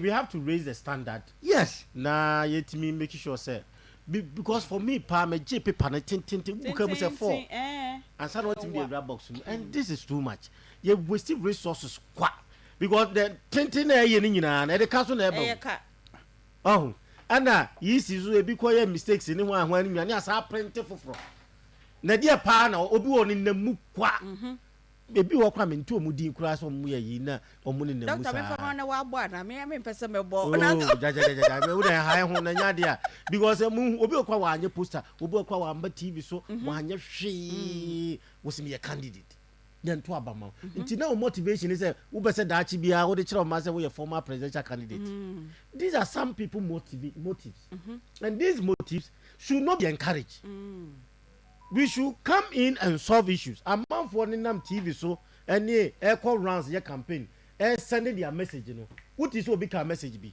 Obi and come be Obu akwa busan send the party you can would ni party independent on one vision will be. So more you who are more dear cheddar no de na yi buy na Alan so de buy apart from no ye nim gum mo say CPP na o ma fa bi ama CPP mo de bi buy debi o me ka se mo de manifesto bi ana bi buy so if you have got mama on the journalist for nko it's a waste of resources and I mean just say to say the uncle PV can say yi si share omunio maybe na bibi o mo person mo recommend it to parliament or to the people of Ghana say we want to do this no money stakeholders yes san human because I think say you improve and once we are improving you have to make things simpler utu kwan ya ade ma e wi ase you say omu improve my life here easier but as you improve my life be difficult and that is the problem I think say life should be easier until na broni ya dia no say review no the cost say life are very simple for us but you hwe sa the bia no na ya ye bibi basa wey ehin fa pa na wo de sa curtains ya ballot paper wey e dey ko tin that is Nigeria for elections nti me jiri say ya hwe sa de nya isa waste of a okay it is a share your Facebook a dog and our famon share oboase de no de course wo ho no brop na we military officer na no mo bonus ana na me say by virtue of atare hen de we military officer unless it has been proven say obieta na say on wa ko ya show okay enti ye hwe say ye benya eyewitness ana say obi a no ho asem ni sie no ababa be chrem yie pa e de achen ama ye hu asem potia ekoso ewo oboase ho hello country yes darling yo pacho ho ye de boko answer yo na ye share videos bi ni pictures bi oboase he potia na sa asem we ye si ye oboase akaporiso okay na edan na si ya nkasa one thing is nke bebre na am say sugar sim be petrol ho no mu wura center ho no na oboase is communication officer na ho no fa no haki ebisa o mo say o mepedin ho no so ma sugar no emba center no wo nti ase o mu yi na haki no communication officer ma NDC ni no na akura video na so ye ni ka say no on video no na haki no say on video nti omo yi no na so ye ni so yi phone no so video haki e bo phone eto form na so ye ni so ni nsa e bo na sum na fresh safi no e kwa no omo dia tell a omo da ye mu a sa be de I think so ye se bi FA ada so by nti mo mu tutu je kra mo bia akwa but e tu ba ka ba se ba akwa na bo de ne ko ama chi mi so e do mo ko eye police station nti sa be de no ju kakra ye hwe de be fi mu so e dia ba okay mami bisa na bibi basa bi ekoso eno ntina na ma soldier for ne ba so mba be patrol na sa center na police ko ni o police for na bana basa dem akoso de na so no mo patrol mo fa ho no no se ma soldier for na emma center no nti obeye den ana ma no ko ba center no mo yi ana the man say ne bu phone say na haki na kwa so e the phone video no small video no nti wona wakata mo video no nso yi phone e the video haki no record no no so bo phone no ato form na so ya ne bo na so na mo de tem enti empa bro na ya koso no ehu kromofo ni bi ni sojaфо na ekon no de na nte be ye ennan na serious no so be ye ennan na so mienu anana omo de atemu pa mienu na mo ne haki no ko na ntie na aka no so miensa no be kan haki no ho na serious mienu no so be kan ho nti na emu ayeden ama obi ya nti na wo se omo so frɛ anana serious ediba na se na sojaфо no mo kitatuo na tuo no ambo obi a omo kratuo mo mama warning shot de na eche na emu tue na ye ye se yesu no mo akono menya ntia se omo de battalions ba fa aba ho omo no so ya de ma situ aka ba ko eye emnata ba ko ma ya de ne ko hospital ha nti de ko be ne tin wa shiro no se yesu no na omo da mu tue kakra no omo fa battalions e bai de ko ye no na oboase east ho na nkasa no ho no ho am na contest ama na o se sojaфо ba ho ana ho ye one of the flash point by the police ana one thing say akaponsu shada nye be ya that place a hon ye gidi ana sana so na obusa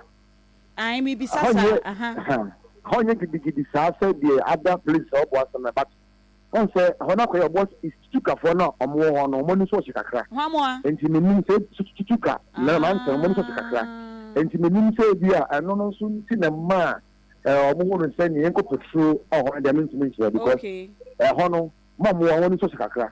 O man, so I should omoya you for Nibiana, illegal minus Nibiana. And say, or was it the other was the year, or was it London idea? And the government is in the say, a child. Usia Blancho, the Usia 5 for Mummy and Sadia, a small scale man and none or more inch. Okay. But I don't know, yeah, what was ya? I say, we mine and the a small scale man and Sadia, and what was the fan important.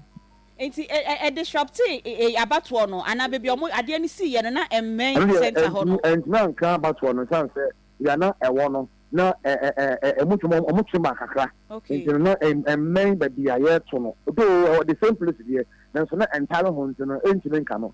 Probably saw what something like a ain't a hack you say hacky me or matchino, and now much you'll be the nickel.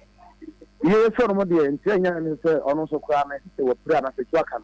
I'm a AG hospital. They said the cock said the normal air cohon, said the one was saying a deep and answer a light one this one. I say a local AG hospital. I have to tell double call, yes, say.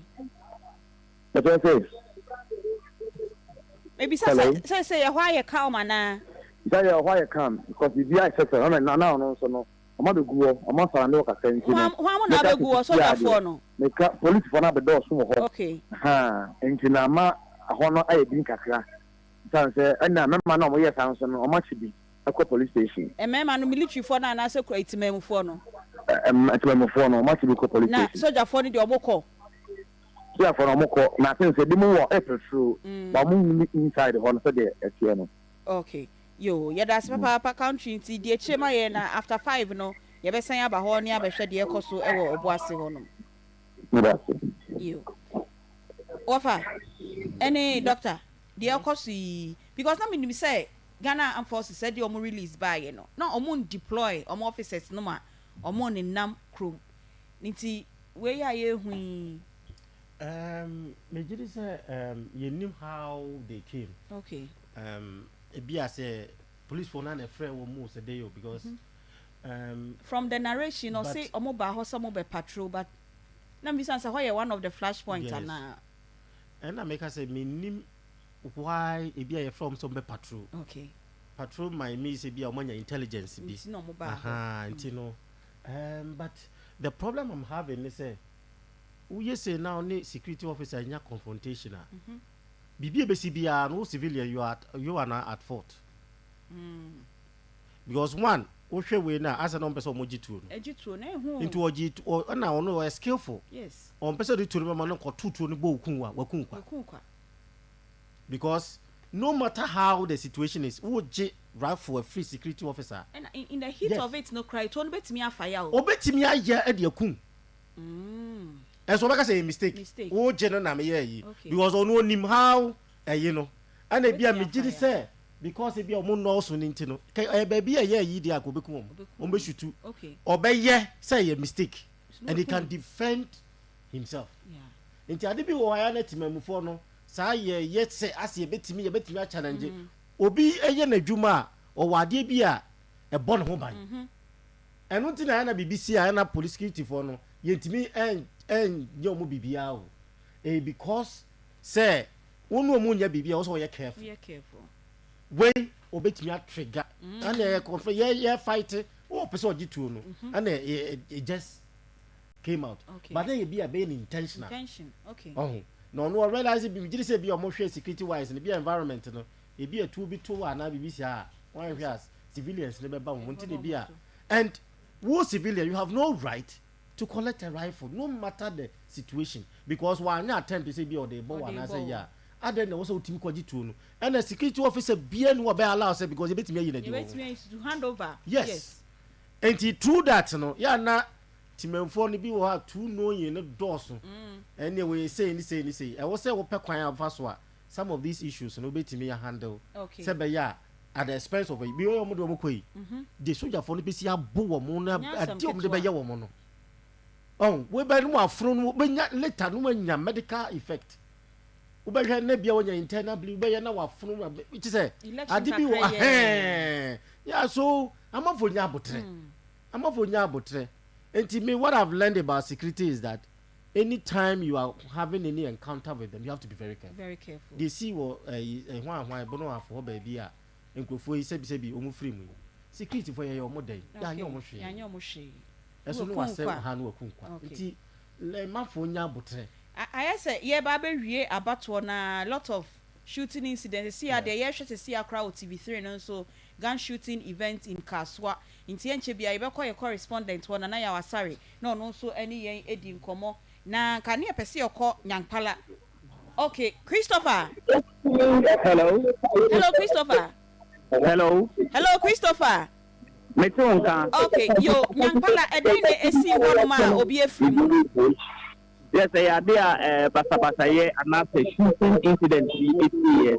Nanya a couple of shooting incidents we ebaye and say there time abaso no koso ewo UDS Nyankala campus polling station no ebimu ba with pass allegedly no the MPP parliamentary candidate for the Tolong constituency happy if one answer on one of majority deputy majority chief whip Emma MPP na amount for etase wabasi nipa bebra omo UDS akobo because UDS ne omumienu baako o Tamale main campus ena baako so ewo Nyankpala enu nti omo Tamale main campus omo register wo Nyankpala no omo ko so aba omo ko du entrance na ebimu eka se omo mpene ema na disagreement bi eba ya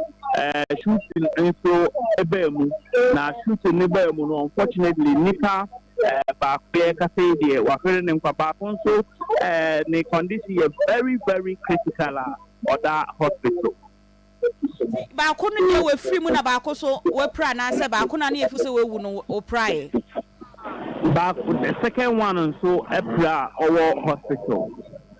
Oh, Sempeni. It is a while Joanna say, I'm attention about Hodom.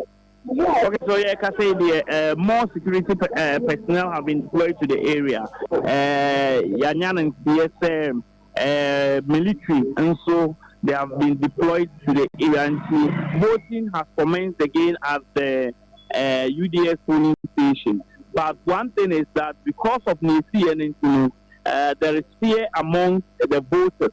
Omwa na omo ki no mo omo twen se omo mrebe so on bekwa akoso aba no dodo na omo free voting center ho ekọ omo free so situation no aba under control no bebre na empekra so mbesa aba abeso aba no but some people are making their way to the polling stations to take part in the voting process. Christopher, mami bisa inti na sa alleged stuffing of ballots no no cray and I say so the ballot papers be ko ba bi no omu bibi sa o bus bi mu a ekofa sa shooting incident we buy. Well, that I can confirm now. Nyamini say students were being bused to the Nyankpala campus of the University for Development Studies, where there is a polling center that is in the Tolong constituency. Unfortunately, Omo they were stopped and prevented from entering the campus to go and vote. And shooting no so mubia. Unfortunately, I see. You be saying about hobby later. 5 abo ko ni ahese asumdwe aba ho na ni wasan atwa enkomo no eso enti your correspondent Christopher Opoku ena yene no Amuako Christopher Amuako ena yene no edi enkomo no. Okay, enti yeguswa cover elections no from across the country. The see ewo baabia no yekoho na yenemu edi enkomo Akoma Elections Command Center. And I did Jumedie ni nyina edi ebremo. Inside the studio no me wa Dr. Samuel Efriye or your political and economic analyst. And na wafa PV Janto sanu ye nyina your friend wafa PV Janto no so your former presidential staffer under President Mills Abaino Emu Mahama aban no emu na oye presidential staffer na yeni omo ebo enkomo no se wutie ye na se wunya enkonkoto waba aka 1 hour 18 minutes 1 hour 18 minutes na onum abo na ye de abato no nyina aba na wie ye nti sabre sorry e neko koto waba wo de hu voter ID card kra wo ko no a wutimi ato waba no nti ko neko to waba why na ende ye njumedi a ye di nyina na boafo bi na aboa ye ema ye de sa elections command center we ye de airbrem ye grow fine herbal tonic ono eba ye and ye de elections command center no airbro grow fine yo mayenko kaswa na ehon so ya te se shooting incident bi so akọ saa na yenkodi enkomo na ya yo na kaswa de na minim sanka ne de boko na yenko awie ye de na esi wo ho Madam ebi zena na pe in some way kaswa me tell you to nyai abai ti for ya chef for e wasanti man no na ye ni say be kono sa we de nke bi semu ye ye ono ba na ye nya ni tese ko piemu e wo du konse e police station e mbia e tubi akasa e ma nipa da sini da hono ma ina mi nu nyina atete na bi ye ko du hono no nkyemu kakra ne se e tu na e course no emfa bato no ho ba de tire se nipa mi nu no mo wo asem da no asem no enti no abanche no ebu tu sisi ne ye fe na ebem scratch ono no ba police station hono mo odupenko police station hono no e na nipa na oni mi wo concession no da no asem no ena okọ ne nche enti honum ene koda ne akasakasa enti we kana we yaka ena edan swagi no okọ ne kem koyi kon ashigant endi odi kire ne so ablant ne so dima yawo na ablant ne da hokeja endi ni na minu no ne nyina tete na de tiri se o me peja ablant na o mawda hina o modi ablant na apa yale sabia ampempe mini we ka se die da ablant ne benya nkwa ananse o nya nkwa no and you be a million crab and a becre. But for now, no, a soldier for up to over our old bonque and police station. About 70 years, no, a soldier from the one member and the Mudu Honum, a better go to no, when you are on more papa, you see more. We two know the bar plantain, we get a two honum. I'm prepared, no, I can say, dear. A police from center is Riga Police Command. Kaso di police command any aswa boa abe tu ekasa ye no omo ko police station no mo obi sika ablantie Ibrahima eya de mo sa aka no but the activity say abla asemi no yisi for no official for no so wo ba bi e de we so na wa fa ha yisi official for na omo so sa ba so de ko no no place that e ko nyina jane ye ama manfo omo ka ofie se omo ko to ba e de yi manfo ni MP e wo isu kenya isno obu nyina si line mu awobia egane ye ento sustain abato no 30 minutes no na ya dia abato no omato aso for now no na se de metinya ka se kam kakra ba na sa sunde kakra ba a omasha abato na sia amanfo mo ba so mo abeto ba ne de wo hwe no ma na eso ate papa abebe ya de obeto ba ne biom e se Mami bisa o say ekoba asa no na officers na omo hwema elections na cause no be January run for your life omu jaba boxes ni si ho omu na gane ye international for o je aso for the o je le no omu be police station boss omu ni be je ye to ba no enti abe so kasa ye no e na so afon Eruashi police station honom okay enti mu bi honom no na ko take you over ewo police station yes sir akadie besi enti de tiri se for now no enti my phone mo kokoto aba no bebre akofie o mo chesa aba so no mo ntubiem o mo se mo dey kind is there o mo se mo kan se first of all no na by mo fo ewo police station ho no me kire a police ho that time ne na military phone ho na police ho mo hwa abato no so na so bi ti fi abonti aba police station ho no makokoyi etuo abo ne nyanku tuo ama ne nan ni nyina titi bia na mu yesi police station ho no enti no to ko pe fade mo di papa e be ko wi asie no omo kwa e be ko wi bi e ko mienu we no siso bie mame omo ntokwa no obi kan asem e na anu asem na na se enne ya na entokwa bi e wo mu ntem danu asem you danu asem na say omo ye opponent from the two political sides na say your more personal and talk about no medical we are center. For now, it's an alleged. Okay. It is not confirmed. But in here, and as I could do police station one in Komodia, among could be a blunt and it is an alleged, it is a allegation. Or yes, or your MPP and a Komodia.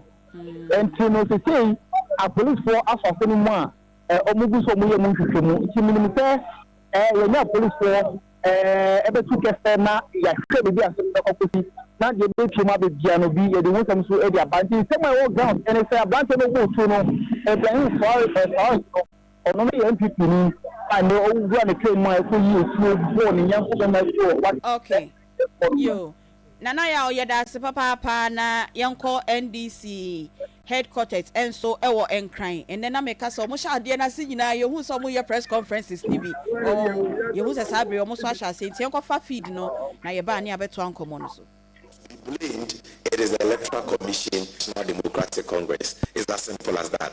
In fact, we are even concerned. Chances are that that voter might have voted for the NDC candidate. But ballot paper is rejected. That ballot that goes against. And so we even have an issue with the Electoral Commission. But of course, when you are with an election being manned by human beings, you must, as a person, give room for human error. There must be a margin of error. And so you just one case like this out of 40,000 polling stations, and then say that which is not responsible for tearing ballot papers for voters is the one responsible for this, and just wasting everybody's time.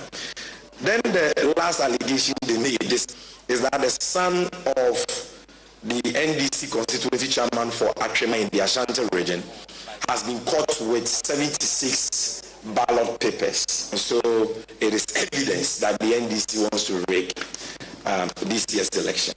Again, this is another frivolous allegation by the NPP. Now, the young man in question is not even preliminary information we have received from our executives in Akoma. He's not even of voting age. He's a minor, number one. Two, the young man has a mental problem. And number three, the young man was not caught with ballot papers. Caught with, or they found sample ballot papers in his custody. Here again, we are not talking about ballot papers. Ballot papers meant for voter education. And because this is a young guy with, a mental issue, he went on the frolic to this police station for reasons best known to him. And that cannot be evidence of the NDC trying to rig an election. Ballot papers, who rigs an election with sample ballot papers? When any reasonable ought to know that during the sorting process, that sample ballot paper be flagged as a foreign material and removed from the ballot papers will be eventually counted and the votes collated.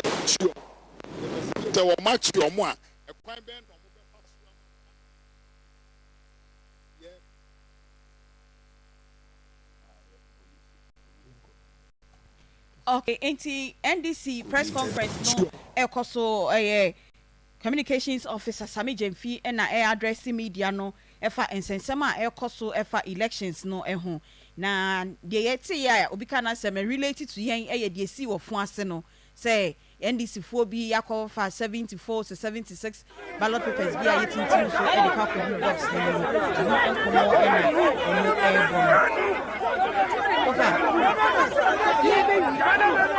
okay, yanko Dr. Samuel.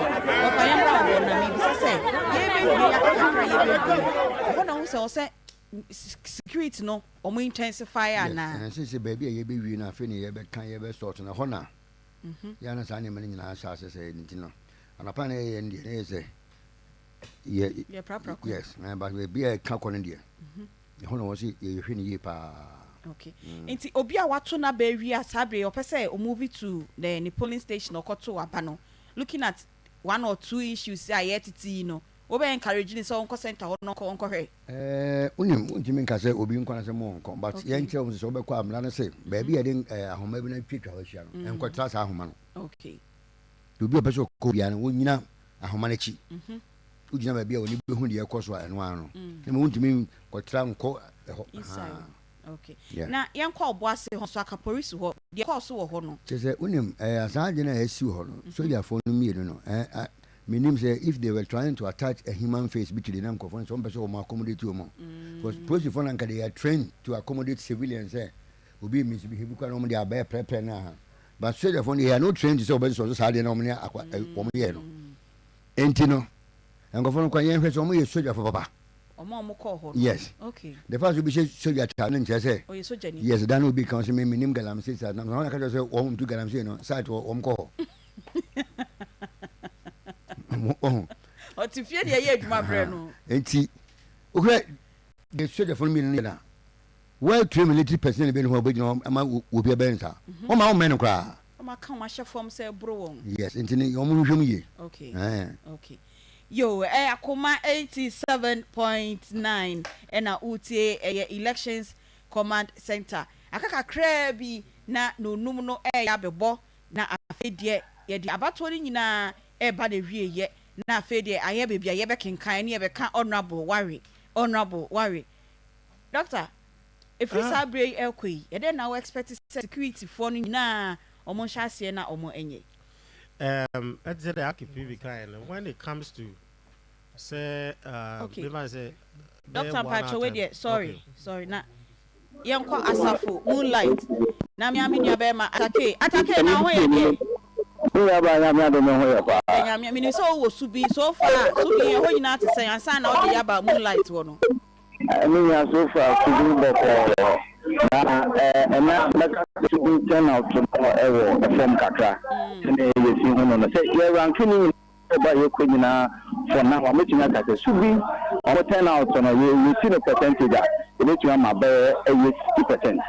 So should be for now. Everything will be soon. No new young girls, you know. I didn't say to do young over so good. You are ready. That the ever purpose for now. To say your number for Dumina. The young the can devise you or attack you like British power.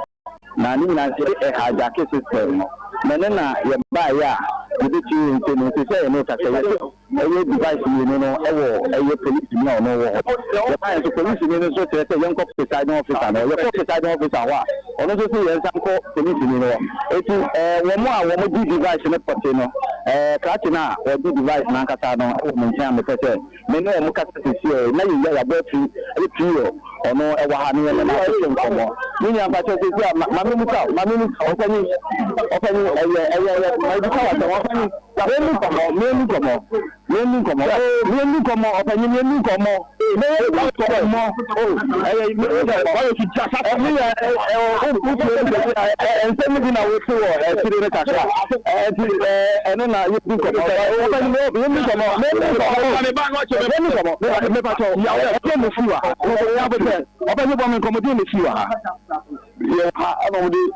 you can't say let's look at so Bana say some police station is being on the if you're going to say no say the guy should be so I can dig some police agency normally hijacking network if you look at the chair say pink I say kid mesha I change you know okay if you're buying banana change banana let you and your corner guitar what agency okay I tell you boys you need na andi super boys only ya boys yi ni momo ha what ya say in kita omo ti kita omo no ana ya electoral commission ko na hono e be busa na say sama sisi bitan ni ana boy na bi ntu ka che ne say indi for the mom tom ha mefa ha jack in the topic no the buy nti na electoral commission say that bi ni if I feel say we sama machine wa nti no we family ya kan say police ni free no and obi sibsa wona boy ne kan ko se ayo mo de am mo so mo pa so mo be to ba na mo pankita no mo jack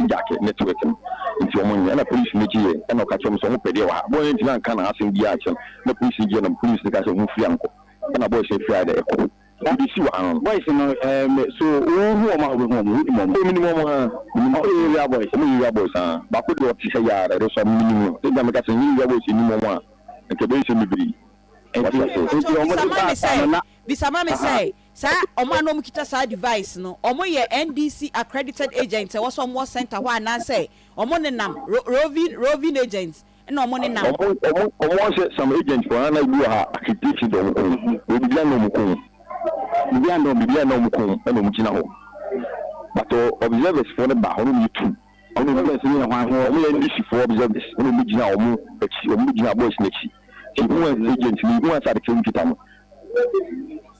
Device now, a volcano. Now, a quite very soon on the phone. Let's be there. I hijack one can say, the man you can't say, the man, you can't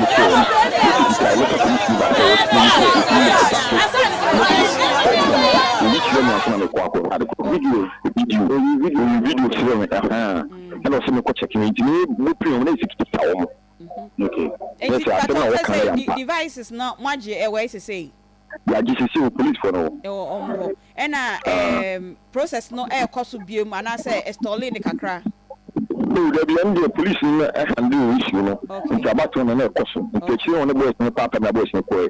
She says, super again, and NDC for boys to be a baha as a police for me, some guy, but so over the trouble. And a gent tells him, uncle, so a party agent, the answers of party agent, and want to want to be the but yes, it is a member, you know, I come as a man, yes, a mobile woman, into say, Obi come baby, some woman. Okay, you, yeah, that's papa and the sign, we are, or they am I in why? Me about some no can say Obi more center Hanon here, it's Mufa, Cacrasia, Menu Casen here. So far, baby, I walk on apart from moonlight, yeah, as happy championship way a call so no. Baby, I walk on so saying that a whole is yet. Me about say your baby, I make us say your call in any part to Cacra, a stadium. Stadium, gate one, no police in the holiday. The coin, the hollow, and the fans turnout, no, na Abasropa, na a Remika. But the family can say, Subian can Bonadia. You will be and I didn't say, or can laugh at here because turnout, you know, no episode. Hello, Takej, na ye, you see why you did that after to see a Butiano. The one of your call, not just any party to eat and to my barber tour. Now, Ufuma, the son of you, so me and your mother say last hour, number party because I am about to know answer than content seller, not a clear Elfibino. Now, you may let them fully be to do Komokaka. Maybe to assess his young idiot.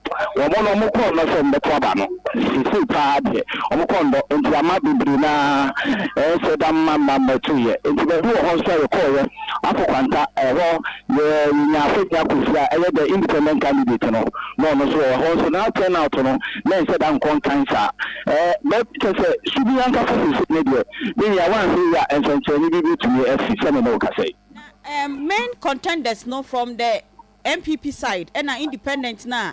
Or cause I am share or one so much to Maba, Akaka Krami about elections.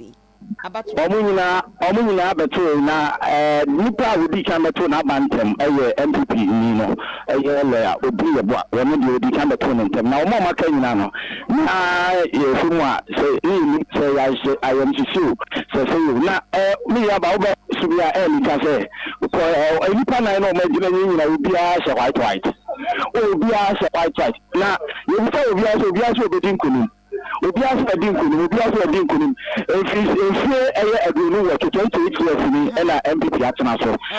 NDC candidate to make a branch to say, Subi for now and a castle woman. It's a branch to say, or move to a normal unit to the Sabbath to the now or no and a Wabba at Akoma. Sounds like independent candidate. Should be common. On the white now, what's the nature of it? Also, Subi for now, me say enka ne kwa no na otumi bo mo bosia obongo fo bosia e se mu kwa mo mutumi di adwuma e ti o mo ye no mo se de bra se se ane de akonya no ye mo no so ba bepre o ma mu kwa no oboa wo mo e wo bosia bo kwa so e ti o mo so na to sa fe no e na eye samihana so mi ha party no so ye nya ba wo no e da me ma mi nsantem no e Benedicta ono so e se woni mana na ti edwumu a wono wota de wo mo na emema ni nyina so wetu abawia onye omuna wo ntukuru mu eti se ade akọ adubo ene ekoso ewusudi yo atake ya das papa ene wa mane bo every subi be 1 hour time ye be san aba ho ne aba behwe abro ma sha se omo air count no na ansa na ye be ko atake ho no na ye ka se NDC air address media no na network no e bo de ni kakra o ma ba ye san enkotie sami javi by the police, and we will actually play to you the video of when they were put into the police vehicle and were taken away from the said location. And I have personally brought this to the attention of the CID boss. Do you have another image? Yes, so this is when they were... No, show us the video.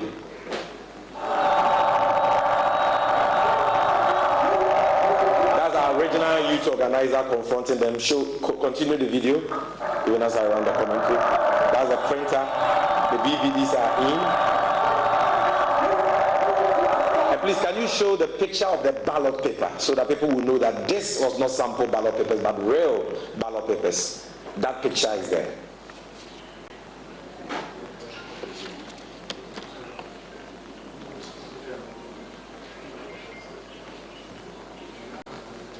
So you can see, we will share all these things to you. You can see the top of the ballot paper is written the ballot paper. This is not a notice of pool. It is not a sample ballot paper. It is ballot paper.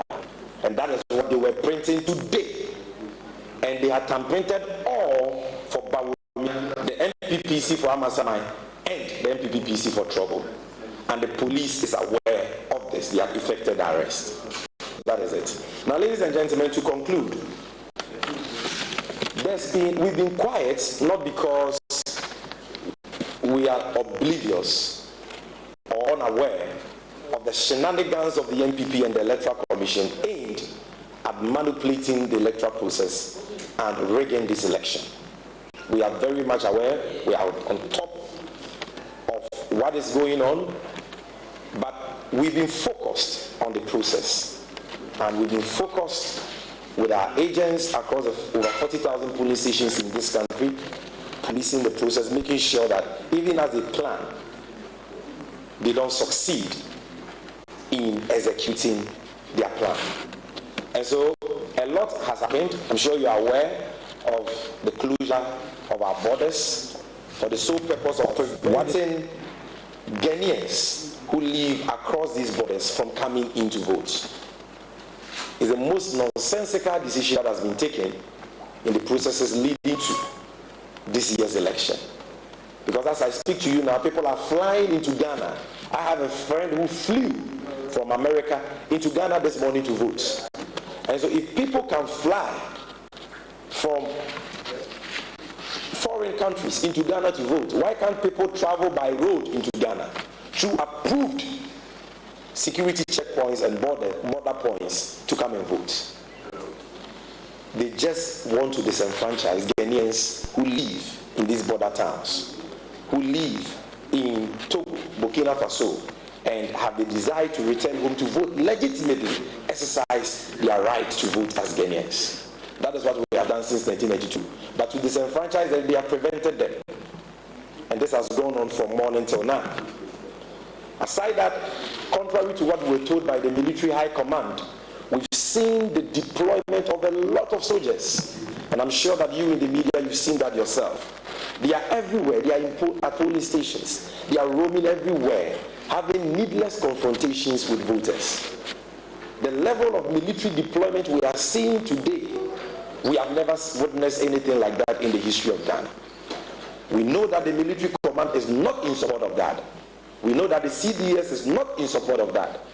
But we know that President Akufo-Addo, Alhaji Bawumia, who are desperate to hold on to power, even though they know that their time is up and the people have had enough of their tyranny and their misgovernance, are determined to hold on to power through the power of the gun and not through the power of the thumb. And that is why they have done this. And they are working with their pliant tools and collaborators in the military. But we know that in that same military, there are men and women of conscience, men whose fidelity is to the Republic of Ghana, men who have respect for the oath they have sworn, and men who are working tirelessly, even as I speak, to protect all of us. Men who are standing ready to intervene if there is any security situation which overwhelms the Ghana Police Service. We know that Dampare and his men are doing their part, and we salute all noble men and women in uniform who are doing their work professionally and diligently.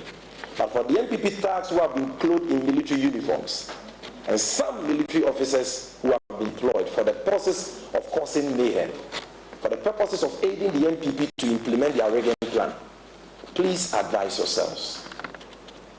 Ghanaians mean business this time around. Violence cannot win this election. Only the will of the people of Ghana will prevail. And so, be mindful of the fact that what is going on today is at the heart of the democracy of Ghana. The future of our country, the peace and stability of Ghana depends on this. And so, don't go ahead with the evil plots you've hatched with the NPP to shoot innocent people and kill innocent people. The military high command through the CDS has told all of us that the military will have no primary role as far as election security is concerned. They are only to intervene when they are called upon to do so by the election security task force chaired by none other than the IGP.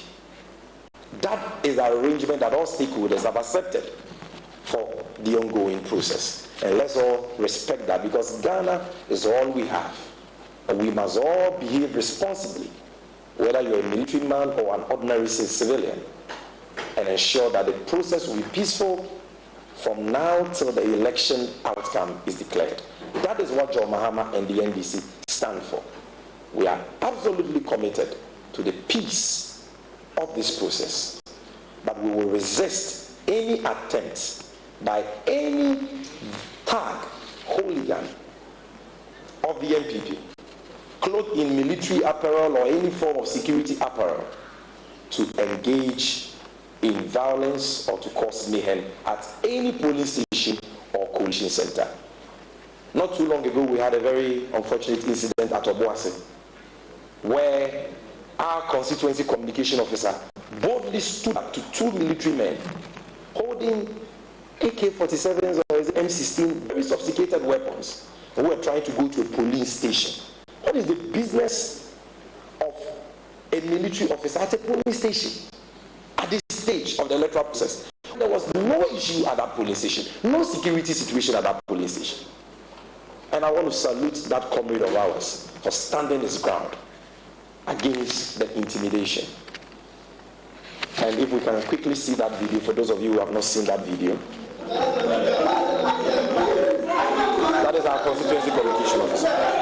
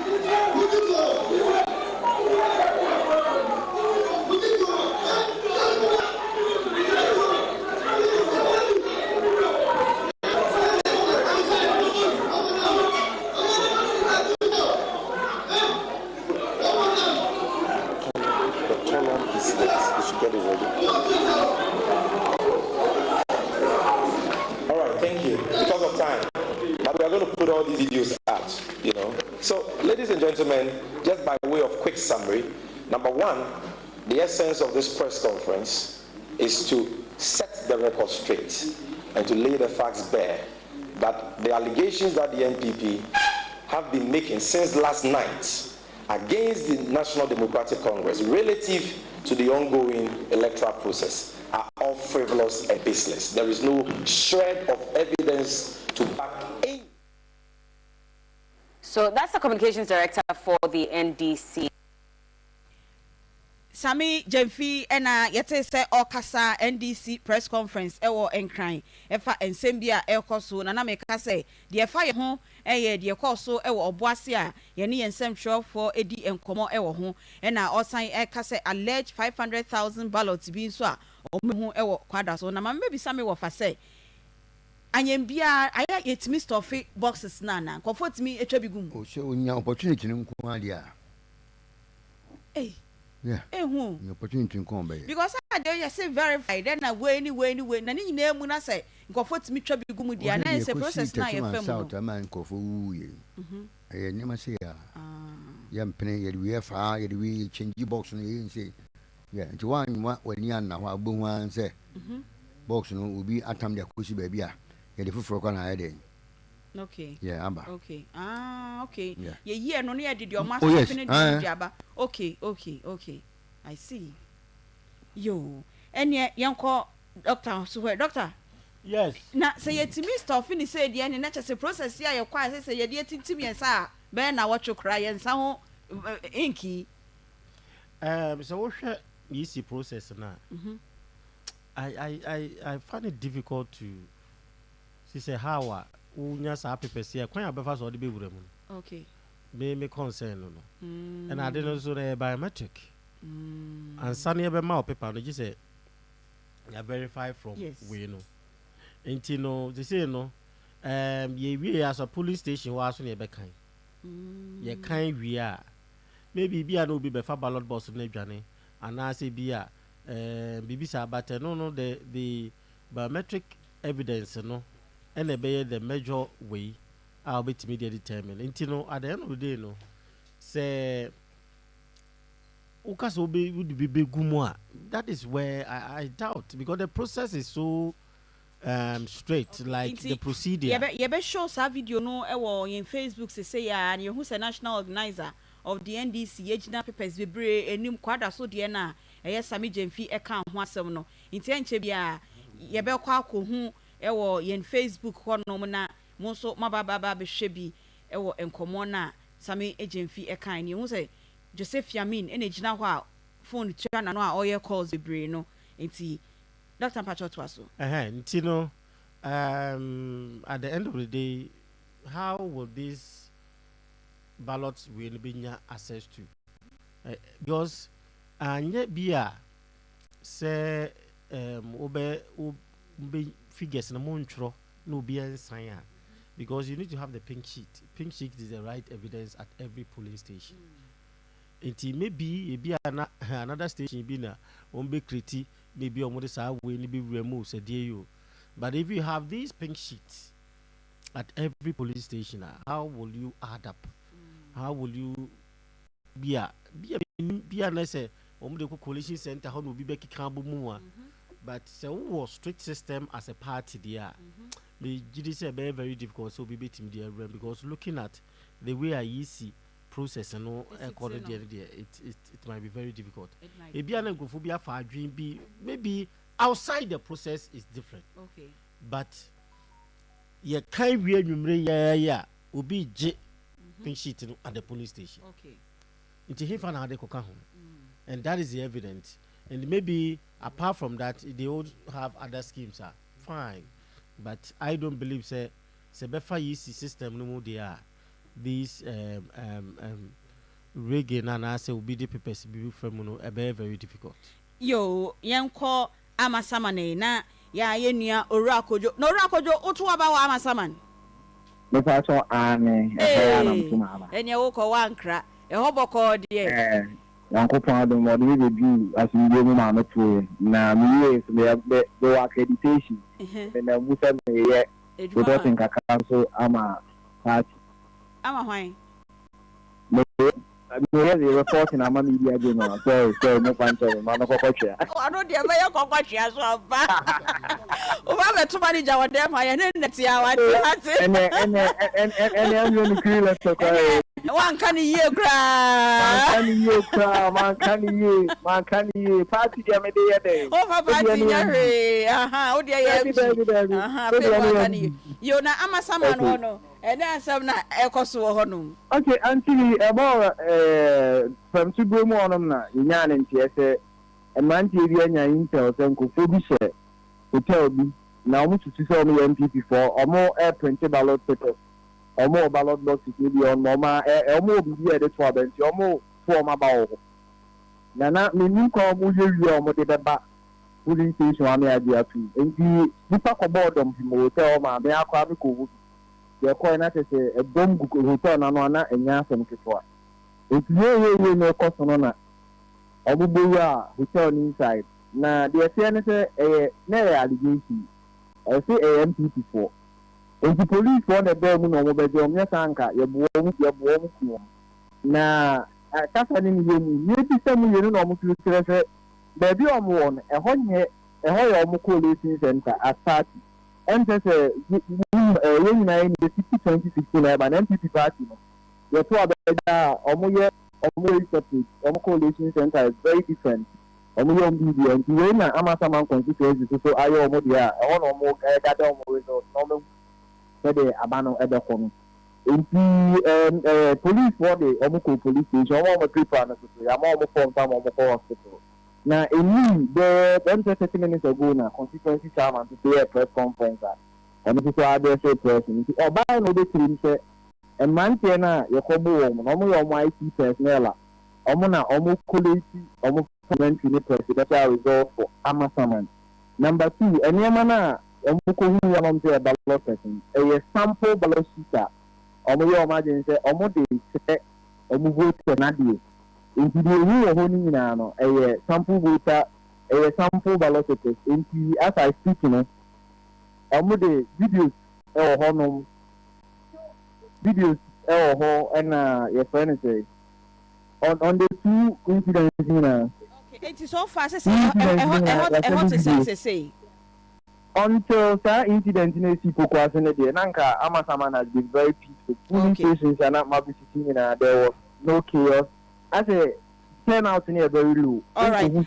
Yeah, best say I hope you na electoral commission no address media no na answer na no my enfa credit no enfama at hub media omo ena eboaye ma yenya sa Amasaman videos na show ye e wo ye Facebook no into at hub media yeah that's a for those videos no. Okay. Isi no ewie omo press conference nti ye twa ye ho ye gi aboafo enkra to ye beba sese ya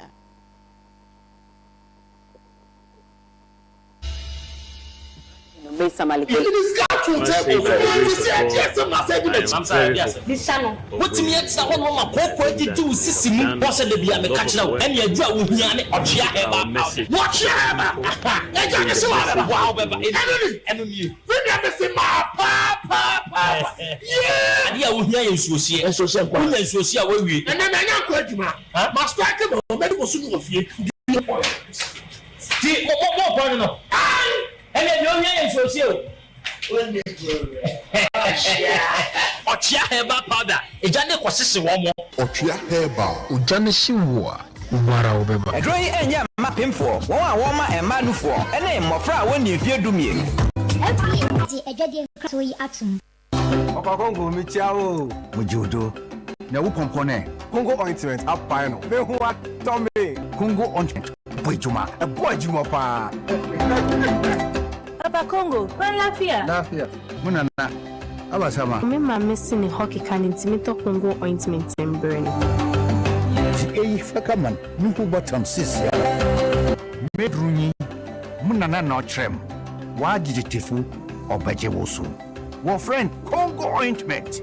Congo ointment esa ekro efetimi pompo. Ekro unamanka odepwa. So wonamani yale na etete wa. Congo ointment ebeboa. Enye na ewo herbal any pharmacy shops. Congo ointment edra no enam. FD agie dwedie nkratuo yatum. Nanu ba emi mo your spices bebree. Na so one pem dia. Me do what it. Me ko hu nya wo pe. Anya na wo pe ni. It's natural spices. It's natural spices. Aye dru hwama ema aduane e de. Aye fri opo ade esa no akasa. E bit say garlic, akikadro, rosemary, printia, and nutmeg, and afa so pepper, and omode afraye. Enchini nim, esitre nim, MSG nim. Anyway dear, aye natural akasa. Free mom in sakat, it's natural spices. Me ho enyam nye aduane bio esanse. Ni nyina me akabo. Yet it's natural spices.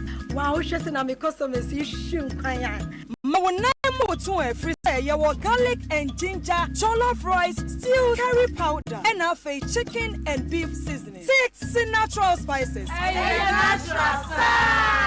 Eddie, ashisha wadia tumuse Okay, that's a pass. Masungu so amute Akoma 87.9 FM. Akoma Elections Command Center ena yede ebremu no na me go Dr. Samuel Efriye ewa ha ena wo fa PV Jantwa ewa ha enche bia ombekwa akwa join ye nuanom a omoye TV studio setup no ewo edum no makoto aso ewo TV so enti me starting free Dr. Samuel Efriye akakakra bia mu ba beja ye hoyi mu final words na ye ne mu wie. Okay, the mechanic sorry. Say Ubia say last how many minutes? Yes, about 35 minutes. 35 minutes. Ubia anya vigilant. Ubia nko baby or two na bana. Onhwe hawa. Sorry. Ubetimi a manage counting only way no. I think say we have been established that the police station is where everything is done. Na me jidi say basi na be hu na obi the bicycle obi the motor ni sa anwema no. I think what's the police for no so security so yeah these are the last minute here. It will must some stations be and our police stations be omo ntimi nya omo the kind say omo vote sebe the back total no. I wish that so far I think there are some few areas need to near Ibia. I don't think Senka the system is so bad. Okay. I think it's good because the stations, the police stations are many. But if you have some few ones, me say 10 or 15 krana, I think it's manageable. 40,647 polling stations. Yeah, 40,000. So I mean, you the class being 20 stations. So when you look at the percentage and our margins, and I think it's quite good. It's quite good. Okay. Ofa. Yeah. Me pacho yeah be wie ya mo ja ye ho akoyi. Baby are doing there. I said damn it. I'm baby no. Ne do ani hwemu. You see there. Oh so obi a ye obi an hwem. Okay. Obi akwa mo ni pre. Ye hwemu a ne nkan ni mo no. Wo mo mbeka no electoral commission for mbeka ba no.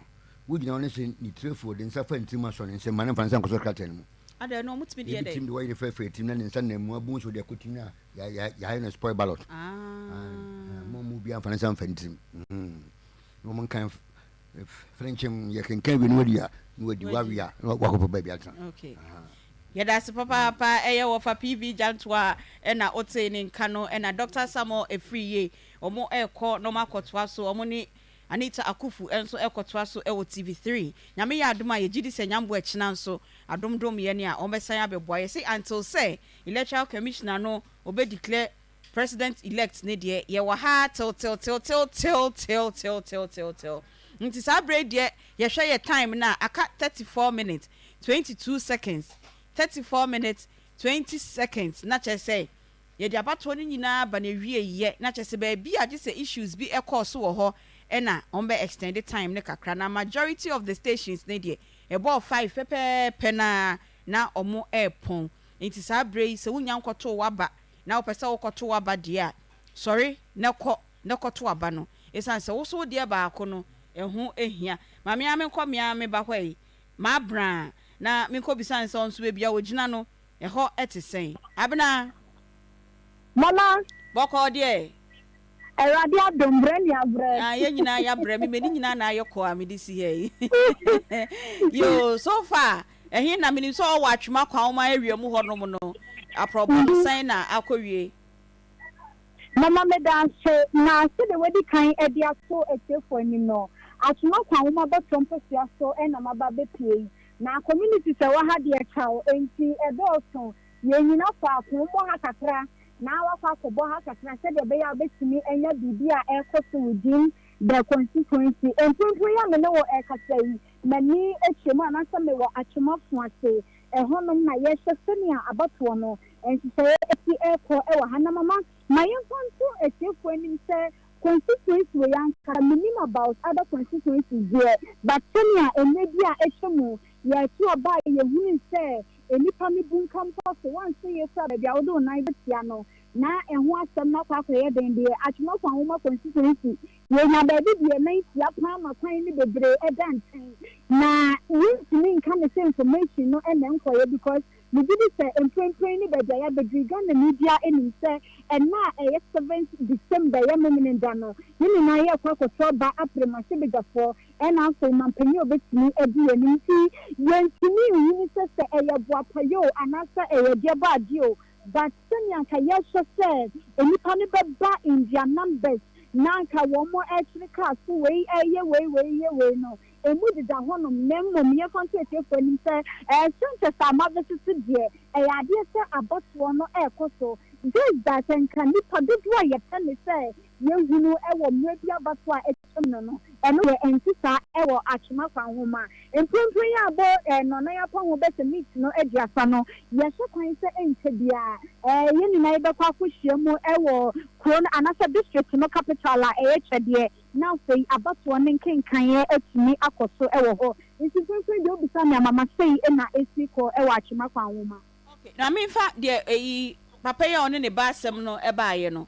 wenya ho popo biom ya te say yesi omo ede omo aba central what say bia yesi akra no hwehwe na adwi mu no say akra na kasa sabio no ye mentally challenging nti no omo gyan na mo te ho hwe biom wamuni na ye sound sabi ya die bia ni obi ha adwunu mu papa no kra no say yeso ono na eye NDC national organizer youth organizer ewo prominency obi a dibre say ekura no na oboabo adoma no anase mabuno ano ewo fuasi krom ha de say yentimi enka ne say sabi niema nkoye ewo adwene mu santi wo mu mienu na no adwene no eya mpempen de say de wodi kan e dia tuja no central e na yensi enya ne ntie say ye di omo akwakotie okay enti ye mom de obi a ono ti krom ho no bia onim se sabio wan kase papa no o se akra ne de or your special need child omunim no krom ho no enti ye befa ne sa anti police for no so e de omo report e be ba ama ye hu nti mabna hwe ho ye pa sa bre ye a wo be sha ase se omba be kenkan aba no hwe ho ye papa why mama me ase okay enti abna de pa e na mote se ye ni ono so e kasa no na mayenko buno region ye se your correspondent ba ko a ono so e wo ho Belinda yenya ne tie se nkofo bi e de omo nsa akeka ye nua ba yi Belinda. Hello. Good evening, Belinda. Good evening. Yo, na yenya ne tie se nkofo bi de omo nsa akeka no kre. Ani ekakito bi anka omobi omonsa come. E den na si. But omo de phone. Me phone na me di ejuma omo sezi. E den na si ye na hwan mu na esizi. Okay. Nti ye ba nkwanza south no. Ena obi tia ye nan so say omo campaign young girls teenagers. One St. Martin the Forest sorry daimu according to sources no omo fi baby fufu e ba akromu ho say omo betu aba ewo Bunu East region nkwanza south to be precise njenje ni no omo di omo ba ha omo renting mattresses they feed them and everything and omo ma pay one at a time now I got to aba no asa be same one exercise at a time now I got to aba no asa be same intimity sa na me see mami ko di echi enchade because you ho ampanyampa na omaka pay more than 200 teenagers both boys and girls most of them look underage and I know say sorry thank you ebi no didi ebi no did no they were just doing their own thing and funny enough immediately they saw say Michelle media journal flyer no, and they started reacting. Many, I was even approaching the now, or you're in charge of the place to ask him what is going on here. One question I may be say, they attend video and they share. So they put us out. They almost say my pictures, my videos, and they put us out of the church. And they SAP out was standing in front of the gate. And now, yeah, we are trying to see if we could still report. There were one both men, both masked men in a Kia. Every outskirts of the town, every baby, another woman. One of more intimidating, young free hall. So we went away a bit from the premises of the church, the gate now, and you're going to change a crack. So I was just picking up my phone to call to let them know, say, this is what's going on. Before my phone, me a call now on the phone. I'm videoing them, and they took my phone away from me. They even wanted to hit me, but luckily enough, they didn't touch me. But my phone as at now is with them. When you say your phone as at now is with them, who are those people? Are they security officers? Are they party people? They are not. No, they are not security officers. They are just both masked men. Okay. I can't identify them because only now you're masked. They are both masked men. And I hear the almost pickup. They were at the back of a pickup and a mobile. All of them are both and masked. Have you officially reported to the police about what has happened? Okay, so when we were going to the place, so we're going to where the issue is, we're going to where the problem is, we called the commander for the region to inform him that we we are going there, you're journalists, we need security. We stood there for about 30 minutes, nothing from him. He told us that Obama and Kofi issue. Nothing from him for about 30 minutes. We called back for follow-up editor, said, what's going on? And I said, oh, somebody will come. At that time, I was free home. We left there just about 30 minutes ago because Mama said, hey, Bia, they will send the phone. So I was still waiting there. At that time, I'm a free home. Nothing, nobody, no policeman, nobody, no security personnel showed up at the scene. Yes. Okay, so when you went there without the security escort and this happened to you, have you again called that your phone has been seized and if they can help you to get your phone back?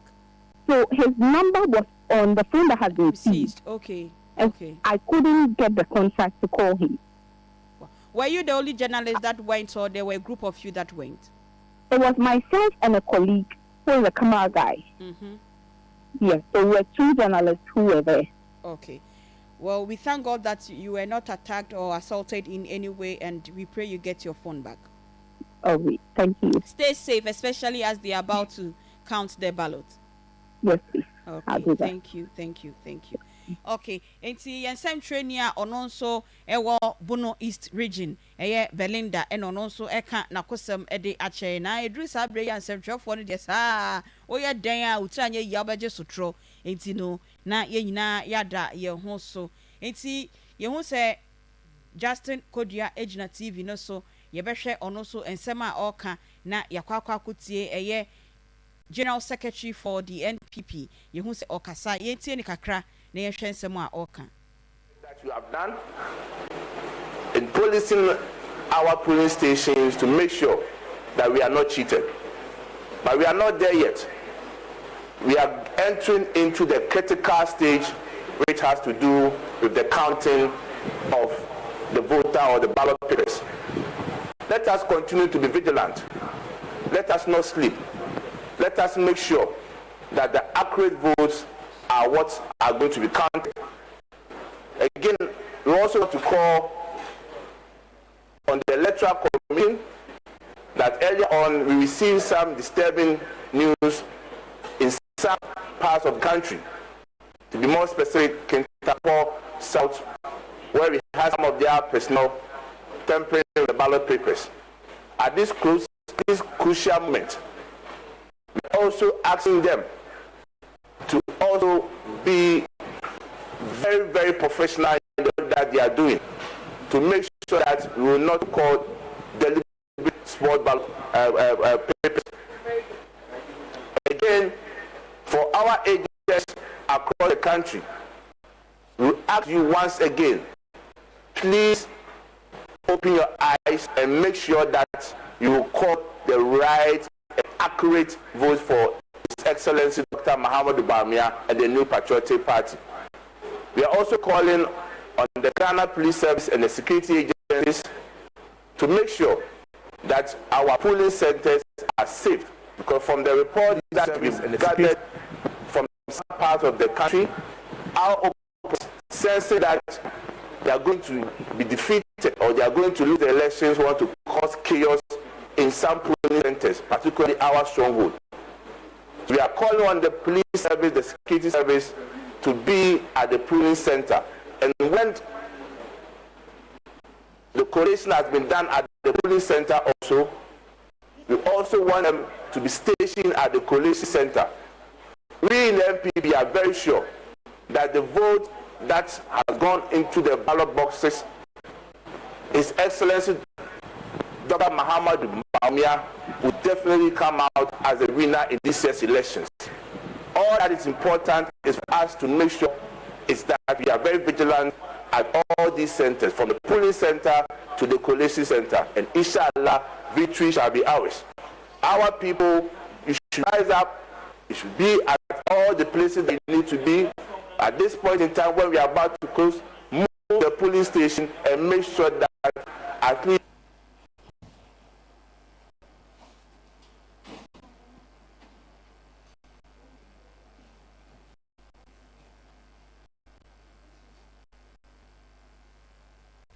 okay, enti lawyer Justin Kodia, ono a general secretary for the NPP, ono ena address media no ewo omo headquarters ewo Enkran.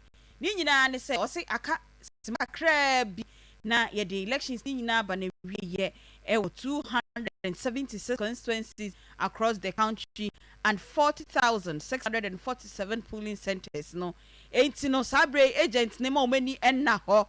Agents no party agents na ye farmo na no pay me kwatoma bana me hu se ye di maduane ebrem no yabo muka e na makwa kwatena honom enti na enkoye kokwasa adwuma bia e wo ho ma wani enda ho ose be vigilant enti no se be ya ye bewie no na MPP aban no anase MPP party no e na ewini abato no yo mayenko kumewu ana efijase na mene mia medofo Eji, Eddie, come on. Eji.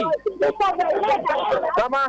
Hey, now my feel style be able to say, Boko. Oh, Mama Capra, what have you? Now, if you just say, I'm not Pijasi. I mean to come, baby. Now, if you just want to say, yeah, I'm not doing a Pijasi, but maybe I'm a tone, oh boy, you man, you want a more boy, my ear, someone quiet, you ain't to be back. Until you know, boy. Oh boy, Juma. Radini your boafo. Yo, enti and then they see ho anopana be pem sabre ya ka be 19 minutes na ye di djumedi ni nyina ba na wie ye no. E den na akoso wa afijase. Mama, me da say se oba afijase asokore na nim se incumbent MP Dr. Nana Afiye wono so na ye campaign coordinator edema Dr. Alhaji Mahamudu Bawumia.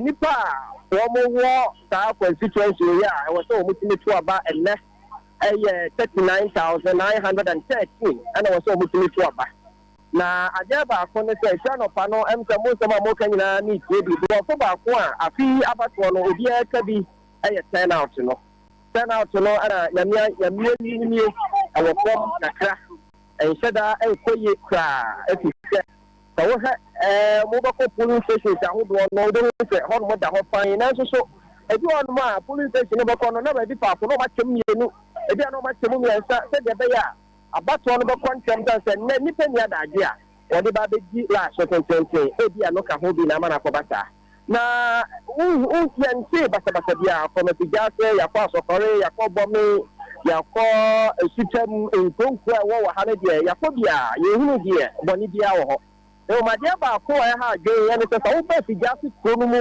MPP party office. I had no and 7 hours.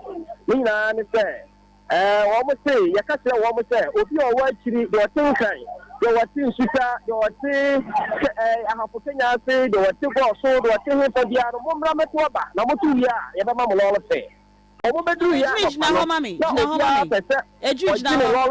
Hello. Message now. Na yehu cute ten bi wa party office bi a ye hwe we Facebook ho. Ye ho asem na wo Kenya. Paper show ho ma asem na make. Okay, to aso e enti na etie from on Facebook ho no. E fa na ye nam so a akwa ba se. Amanfo no nkoto o maba. Enti abato no e ba se la no wo hore ne e ono abo you afiye na nkasa ba da address e wo mo e no mo kasa be group bi no na wo mo ntiase. Enti mani wutu mani tu ni ka kwa fi ha point. I know more makari de mugu ha anti amon ko no mukasa so mo ko so ba ni wi e chance time no ko because the ball the thing say wo na so say about 222 na aka di aka na ye kwanya na nipa da so bua ansa na later on no omo sha ase say wo mo ko no ma ko to ba no mo to ba ni wi ana ba kira won sa say ma to entimisika ni ana say ma to wi entimisika ma me na me mfa nko they say no dia ko ba nse dia ho kire bebere na nam e ma no a titu e ma no na do so ha ama ya kwesi benika ne say agitation na ekoso e san sama fo fi say the MPP no mo ye no mo ma ni ye na se brebe no man fo musika ama wo mo nke na do so e ho no mo so ba kira wo mo kariti nti ama ni bre aba wa hapa ye nte ma ni bia on de na ni abre pa okay se o stress de ekoso no na ni anje ho mo sam ne say na kwandi ni be kem na bai betul lah bah, no nak kau punya bingko. Kita mabah bersama, bersama sabah. Abah bersama bana. Apa? Okay. Eju aya mami bisa ma sem kakra wai. Madase. Mami bisa di okasa se ya mami bisa na sem kakra. Madam, so my double supported and easy 4 years na. 4 years me kwandi. Adetia. Every time people go away, hello. Some distribution of that problem. I was looking at buy. Mr. Man point say for the man point say na buy. Eji, pacho ma omo jina on chan yanka mami bi so omo asem ba ko mienu bi wai na asem na twema so. Yo mama. We are masem. Hello. Hello. Me pacho boko de. Good na mo ba no obi na share mo se mo ba na mo ba twa na. Bi na. Omo ba omo tie wa asem no pa. Okay. Hello. Me pacho na me bisa say mo free baby a mo ba na ba beto aba no. Obi mo free baby a o so fi hi na beto aba na man ponten. Me pacho mi bi aba wa sante fida asu me na me se ha metu ha. E no akota he. Me buta mpa fo. Ti do ma be di na mo ba ya fo so yamra. Ni be di o mo di ala ro so ya ko na ba. Ma ya ba so so lo so be na. Enti o mo nim sa wo ye MPP ni right? Me pacho say. O mo nim sa wo to aba ma MPP. Me pacho mi nim sa to aba ma. E na di pa kro na ofre wo no. Ono so ye MPP ni. Me pacho ka fi e ba ye si MPP office. Ni am be di ala ro so. Me pacho hold on no. Me se di pa kro na ofre wo se mo mbra be to aba no. Unim no se o ye MPP ni. Me pacho MPP. E no ka se mo ba mo ma lorry first say. Me pacho so ye se ele bedu a ye ko ni ye ba fe ni ye ba nya ba bedu. Enti sanka nya no dia nka na wa wonye wa adwen sanka ba beto aba. Oh, se mi se mi sika yi beto dia enye yi bia sa. Me be se mi bisa o say sanka wanya sa rehemu ni say bra na ba ye do case ka be ma wa na nka wa wonye wa adwen sa obeba krom ho aba beto aba. Anti case kana na shewu crime se bra na beto aba. Enu anu aka. Enti so be dey na wako. Oh, nya di ma rade. Say party no wood.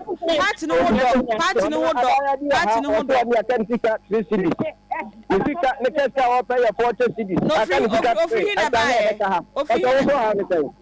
So ba so ma fuka ba, se be to aba. Omo kire me se me MPP office. Ma ba me fly inside to me fly aba. Aton so inside la.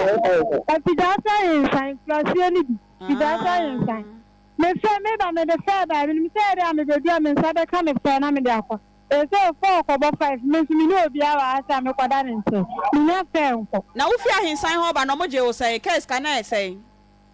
Me ba to 40 cedis. Enti wo koso say hia 40 cedis. Me ba time. Na dey say obe dey no wakọ. Ono na say me sika kwenta ka me say me cedis. Na phone no dey offer on number ni so.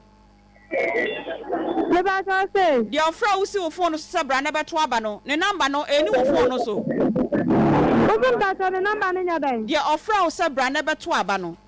Number no hu wo phone so. Me ba to da bi. Enya say ni obeda party office ho ana. Ana me. Ana wo no. Me nya fair nko ade anso class asa me ha so. Party no ho do no ntani esresre ska kakra na fa koy na esa dia se waka ho. Ejo ha so na mam 40 cedis na ya 40 cedis no kranka me ko. Na woni momo bia wo phone so. Iba so da bi ni kwa mo so kwada senka me nyina ka me kwada da. Ne ka wa ade anso class on. Ufri baby a ugina ide kwa ho ne bedi uba don hwere be sen. Iba so say da. Baby a ugina say ya party office wo ede kwa ukro ma hensan ho na odi free ba ye no. E bedi be don hwere be sen na woduru. Iba so kwa wo e kwa insa wo na kwa wa. Be 1 hour na 2 hours. E si afa obako fa be me kwa go duru on pre bi be you tell ayeka. Akwa. So me say class and I come. O say I come to so. Me akom class ade me maya. Na wo to aba ni wie no mama waduane bia so ani. Me ba to da bi me ba me hu so mama obi aduane do me nya aduane bia. Na enye se o mo hye unkran se bra no me ma o case kanka wa na o meto aba. Me ba to mo ka say da bia ba ne de me no nka me ba ba to. Abani de se me ba ba to me NPP me ba to ma ba o mo ka say bia ki enye fi yi class am fa fe. Me do ko. Eni efrefie na obi sendus kaka cry na de aye de wan hwe ya obeda ho. Pe se ma hwan. Eno ni asem. Yo, eji mi ento aso. Ma minister ba ko penka sa o ya na ja. Me pa cho mate won komo ne ye me de. Ono ni kunu ne ba ye ne baketwa. Na ni kunu hwe de afro no a wonya sika ne bi no so ne ma me nkoso ma adwuma so nti on de wokọ na aka ma me ne baketwa wa ha. In fact, omo ni atutu akọ mo nsem. Madam wo fie ne ba ye. Ba so me sisa. So bon. Na wo so mama ti vitamin nsem ne nkasa. O se oni okunu ne ba ye na okunu ne ja ne ho kọ. Me ni ku na ba ye sisa so bon ho na me ku ye adwuma. Aye ka se me kwa de me ka se me ma. Enso dan wo wona ana o ti ye mra ne ye ba on be ma ye fe. Ana ye ba ye. Nti ni ku ye sika ni ye ko ni ye ba ndi 2.6. Ana ye ba ye. 260 Ghana cedis. Hey. E to ba ni ye. Ana ye ku ba ba di ye fe. Ye ba ye de o mo ye nti ni ku ye o fa bufuo ko. No ko no ja wo ho no. Okay. Ade no ja wo ho. Wa sise ebia ya nko na ya ka se wa ni kan ya nko a ebia na abeye ntem bebi nti okwa koye na adwuma nti menche na yo me de ba ma me na me ne akra ne mla na akra no wedi sen akra me ba no wa up no ko 11 years 11 years na se mba den na mako ano ni asam no e sa asam ni se sta 40 kubi asam na okay Messi asam na de ene fra ukunu no office kakra ntu mobile money ni so ma na yi fafa ka akwai Messi ma ukunu no send discount to mobile money ni so na fafa ka akọ okay mi ji kakra ga obi a ukunu send discount to mobile money so na nka fa yi na fafa ka akọ Ese mi ni ko se ebi ni oye me gbosi ye ka se ye ma se seniro ona ka se ye ma na ye ba e bi ye se nti na ye ba ye okay yo mama ni mi nuane nka se Eji mama e de se de ma wa ye la lasu na pa kakra ma wo mu na dia say the problem kakra na musu bi so na and this idea so ba. Eti party office no mo da ho na afa de bi mu kọ na aka bi wo. Mama pa so mo da so ho ebi no mu kọ na so bi no mu da so ho na wa gbe ba yo say wo mo kọ nti so fu say party executive to get drop no mo ji chi no ma better lie. Na say party office wo no panyin bi ani wo. But I say they are penny beer anyhow. Penny beer anyhow, and I go more Macano or Mufan one on just or Macaha Muguha.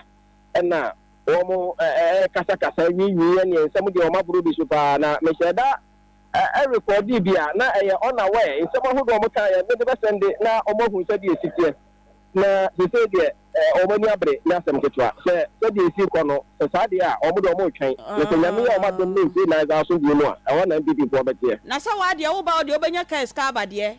And now also the movie. David made the movie, me do ba. Yo, anya, Bomodia na go madam, my baby Nyaminti, yo. Nyaminka ona, almost as so mo kin kind and so. Na mami bi so MP by na obehu omo no MP anka hwe ankyere wo. MP be ka kyere wo omo se. Omo nya botre na omo nkoto na omo ma wono ni vote mo no because of the kanti. Oh. Nti wono de na odwe ni vote ho. Enti me kra no anopa no me yeseka. Me pese me ne kasa. But through baby no na ma no so omo ntia se enti e ma ne musu. Enti na afedi e wono ne kasa ni. Enti me ko ne executives ni ba ko se me pese me no no kasa but kasa me se ono ba kuma wo so dodo me nya botre ma ne me apomo ansa na nti okose ne ka bi a tempted one agese obi awu no e no shim. Enti ono mo kasa ye na o man tia se na ndo twifa wo so na afedi de bi o mo ye enti ono na wo mo na executives ne ba ko bi aba nti me no pomo a mekwa me ba no ma be hia ba ko no ma sa line no.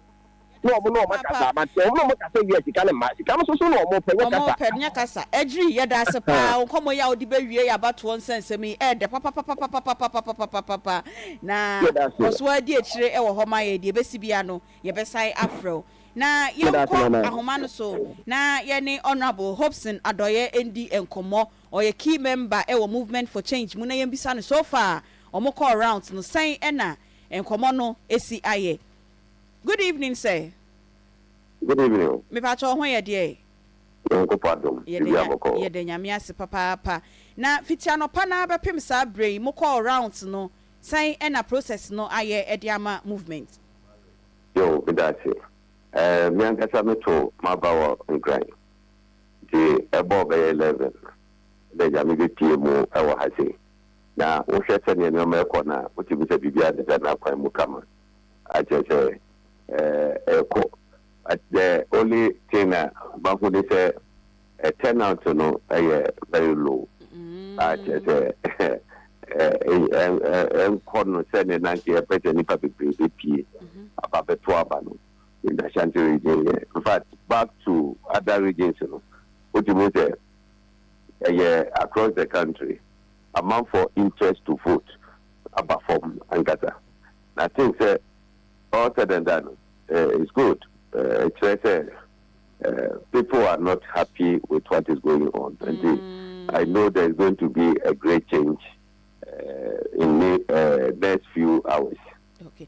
Now just say, while observations, said the from across the country, turnout no low.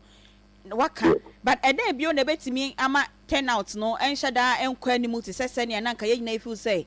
The Makabe Bay, other parties, Yakabe Bay, and Kaumbe Troopi to the center, stand Komaka to Abanamamo. I said,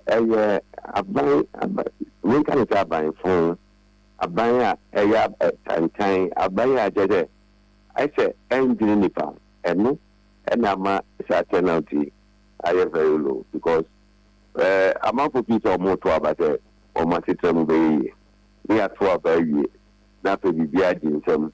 They pass struggle to eat, and they stand on the money in a home but almost Caxano Baba to do to me or money bring a person of the or more and a papato than on the way. Now, but nations to be almost better origin had the issue. I mean, they cannot. There did be a more position after football not boxes at Paposhabia, taking cover. That was those places. But when we attempt to do the new Biadu, said here SCTA. Okay. Say or mom problem once a month, they should stop it. Stop the view program say I want to do 1 minute say or no quite be also rigging and cause so the other. So for your catch we feel you're taking cover. With the ballot box P assembly. Yeah, Jaja will be a man. So for also I the Yamani Bishani them. When I make a show. I see. When I make a show. Or no put that judge of family if you no mamma be able to one. That your master for ballot boxes, I would want them. I say, or more share say, counting with double the key. They say, or book here, you will promote the whole day. Okay. Next says the okay, we are not say almost ballot stuff in Bianca, Mwankasa movement for change, Musmo Namno, Matitibi, and a Musmo Hubiana. They say, Chrome has a yet the intern nam. What does it? Aha, I don't know, Kosoba, ni Yanina. Etino, ya mapai, and Masania Mano, Elko. Look, what would prove you that you could tell me that? But was it this time the Shedda? Yamoboso in them. Well, Omutuana Mona, the Asomu. Omutuya, the Asomu. They say they cannot succeed. MPP is already in opposition. About 3 minutes ago, 5 minutes. Let's have an answer. At the time so near chat, yes, or told me at the idea. You see, ambulance in me, at the body, ballot boxes to be shown me at the no. They say police station will be able to also trouble or more fighting. So this is the job of a ballot box is what the public check. I don't know. Yes, and the more they are kind of meaning better than a song. Already, yeah, we be able to ballot box and conquer check. Say a police car, say ambulance. Now, one will be a shada, yet to a pack of ballot box in it. No, imagine of the question or mobile number to Pufrapa. And Jertuma, you big to put me on record. The things are more yes, I didn't you big to. You be able to have a man of mine. I'm a ballot box. Now, okay, young call back to the voter turnout. No, so far, the percentage, but from the old candidate, yes, yet no. Affecting movement, more numbers are more expecting for the ultimate win, no. Oh, I don't know, make a movement. Yeah, dear, they say, a human eye, votes are a binyano. And no, and now, 8 years, a day, and this is the Corano. Every video is a gadget on method to take. I'm very photo. So, you or no, and as movement for change, yes, Betty. But, I mean, all we need is change for Ghana to, move forward. Yeah, that's the papa. And a last final question now, Uncle Juman comes to Sabre and a Juman Ebea police deployment, military deployment. The air cost so the water no me pacho. How would you appreciate on which more my no ene? And then no security for no abaso. With the exception of maybe a few year SEC. But in general, fact of my idea. More about Muhammad or Madda Muhammadi so and the Koswa Asha Mooncline. Say Sabre Afena. MPP for Becca Sobun the Wabemu, they say, Upiama order don't listen. A Juma now, Yadia Shawun Sano, the right thing, and it is a way. Say, Ubi say, for the Boko Tutu, security officer, men shoot too. Okay. Men shoot too. And your party me, and the Becca Chota shoot will be no shoot too. It is a one Casa William, will command, say, and then yet here, and the Mamu Boko did your mochi. Ghana for take a decision. Power is changing. A 2 year security officer now for you and me, yes, Adamana. 1 year now about effective one Gaza in January. It's your best friend. Send your Muyo Modumano or Bunyan is a happy pepe. So, position here now Musonumu, that's a 1 year or Musonumu. Party in government here, that's why year or Musonumu. We won't say big, you know, Biase Ghana police service or Mune dear Dimu. Bibiano, my year at dear papa, but what my yet say, the police fools here at soldier for now, and no mobile from. At the time, the police form for a soldier for a soldier for send no matter or Montex or what. Yo, better or mobile police station or them. Ama a Yibia Papusi. At least, video Bihuno or Boate, and a police for a soldier for person of Bukoya, who stop over. It was so nice because PBS about the yak to appointing. So they did one myself of police station. Yeah, Babe Kaya Bay, police form fresh, you can soldier for police station. So we don't need any military man there. Yama police for immigration for no one ya sign or mutua, or one kata, and get a dumano. That be beyond to toy. Now, near me, person became and said, there is no way any mass nation, ballot swapping, and Deben, a deal before it is yeah, Mapai, Ebanesi. That's papa say when I'm rena only Eddie and Como. Now, if we are in Umbrea, El Corona, start table bono, you best sign about Punomobium so far, only assign Eddie and Comobium. That's papa. Hobson Adoye and Amote say no AD and Comono or your leading member ewo movement for change and na only AD and Comono. Sabre dear your clock now where your studio has say no about 5-1.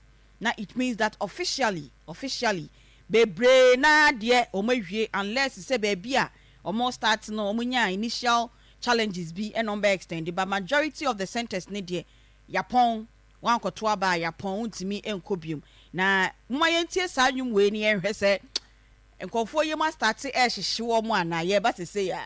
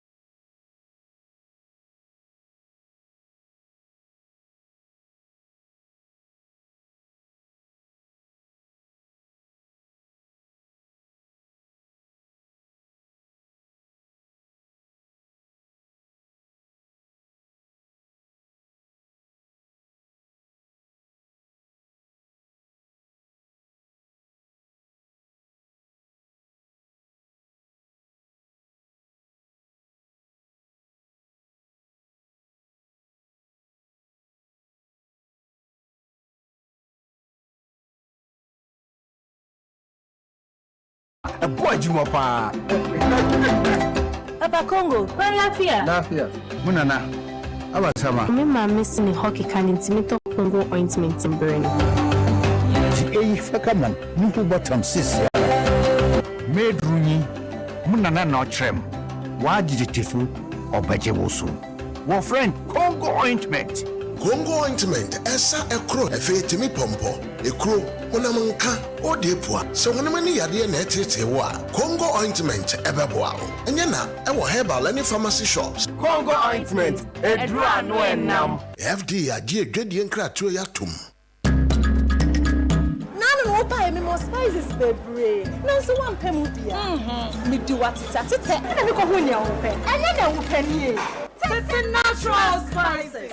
It's natural spices. I drew mama and my Adriane ed deck. I have few party and sanwakasano. A bit to say garlic. Akikadro, rosemary, quintia, and nutmeg, and our face so pepper, and no more fry. And chininim, as it's training, MSG nim, it's a way dear, a natural casa. Free mommy, sakat, it's a natural spices. Me hami ho enyamunye duane bio esanse. Ni nyina me akabu. I get it natural spices. Wow, she say na me custom is shun kwan. Ma wonamo wotun free say ye garlic and ginger, jollof rice, stew, curry powder, and afe chicken and beef seasoning. 6 natural spices. Natural. Ede ashisha wadia to mu say MPP, NDC, New Force, Nadia Keka.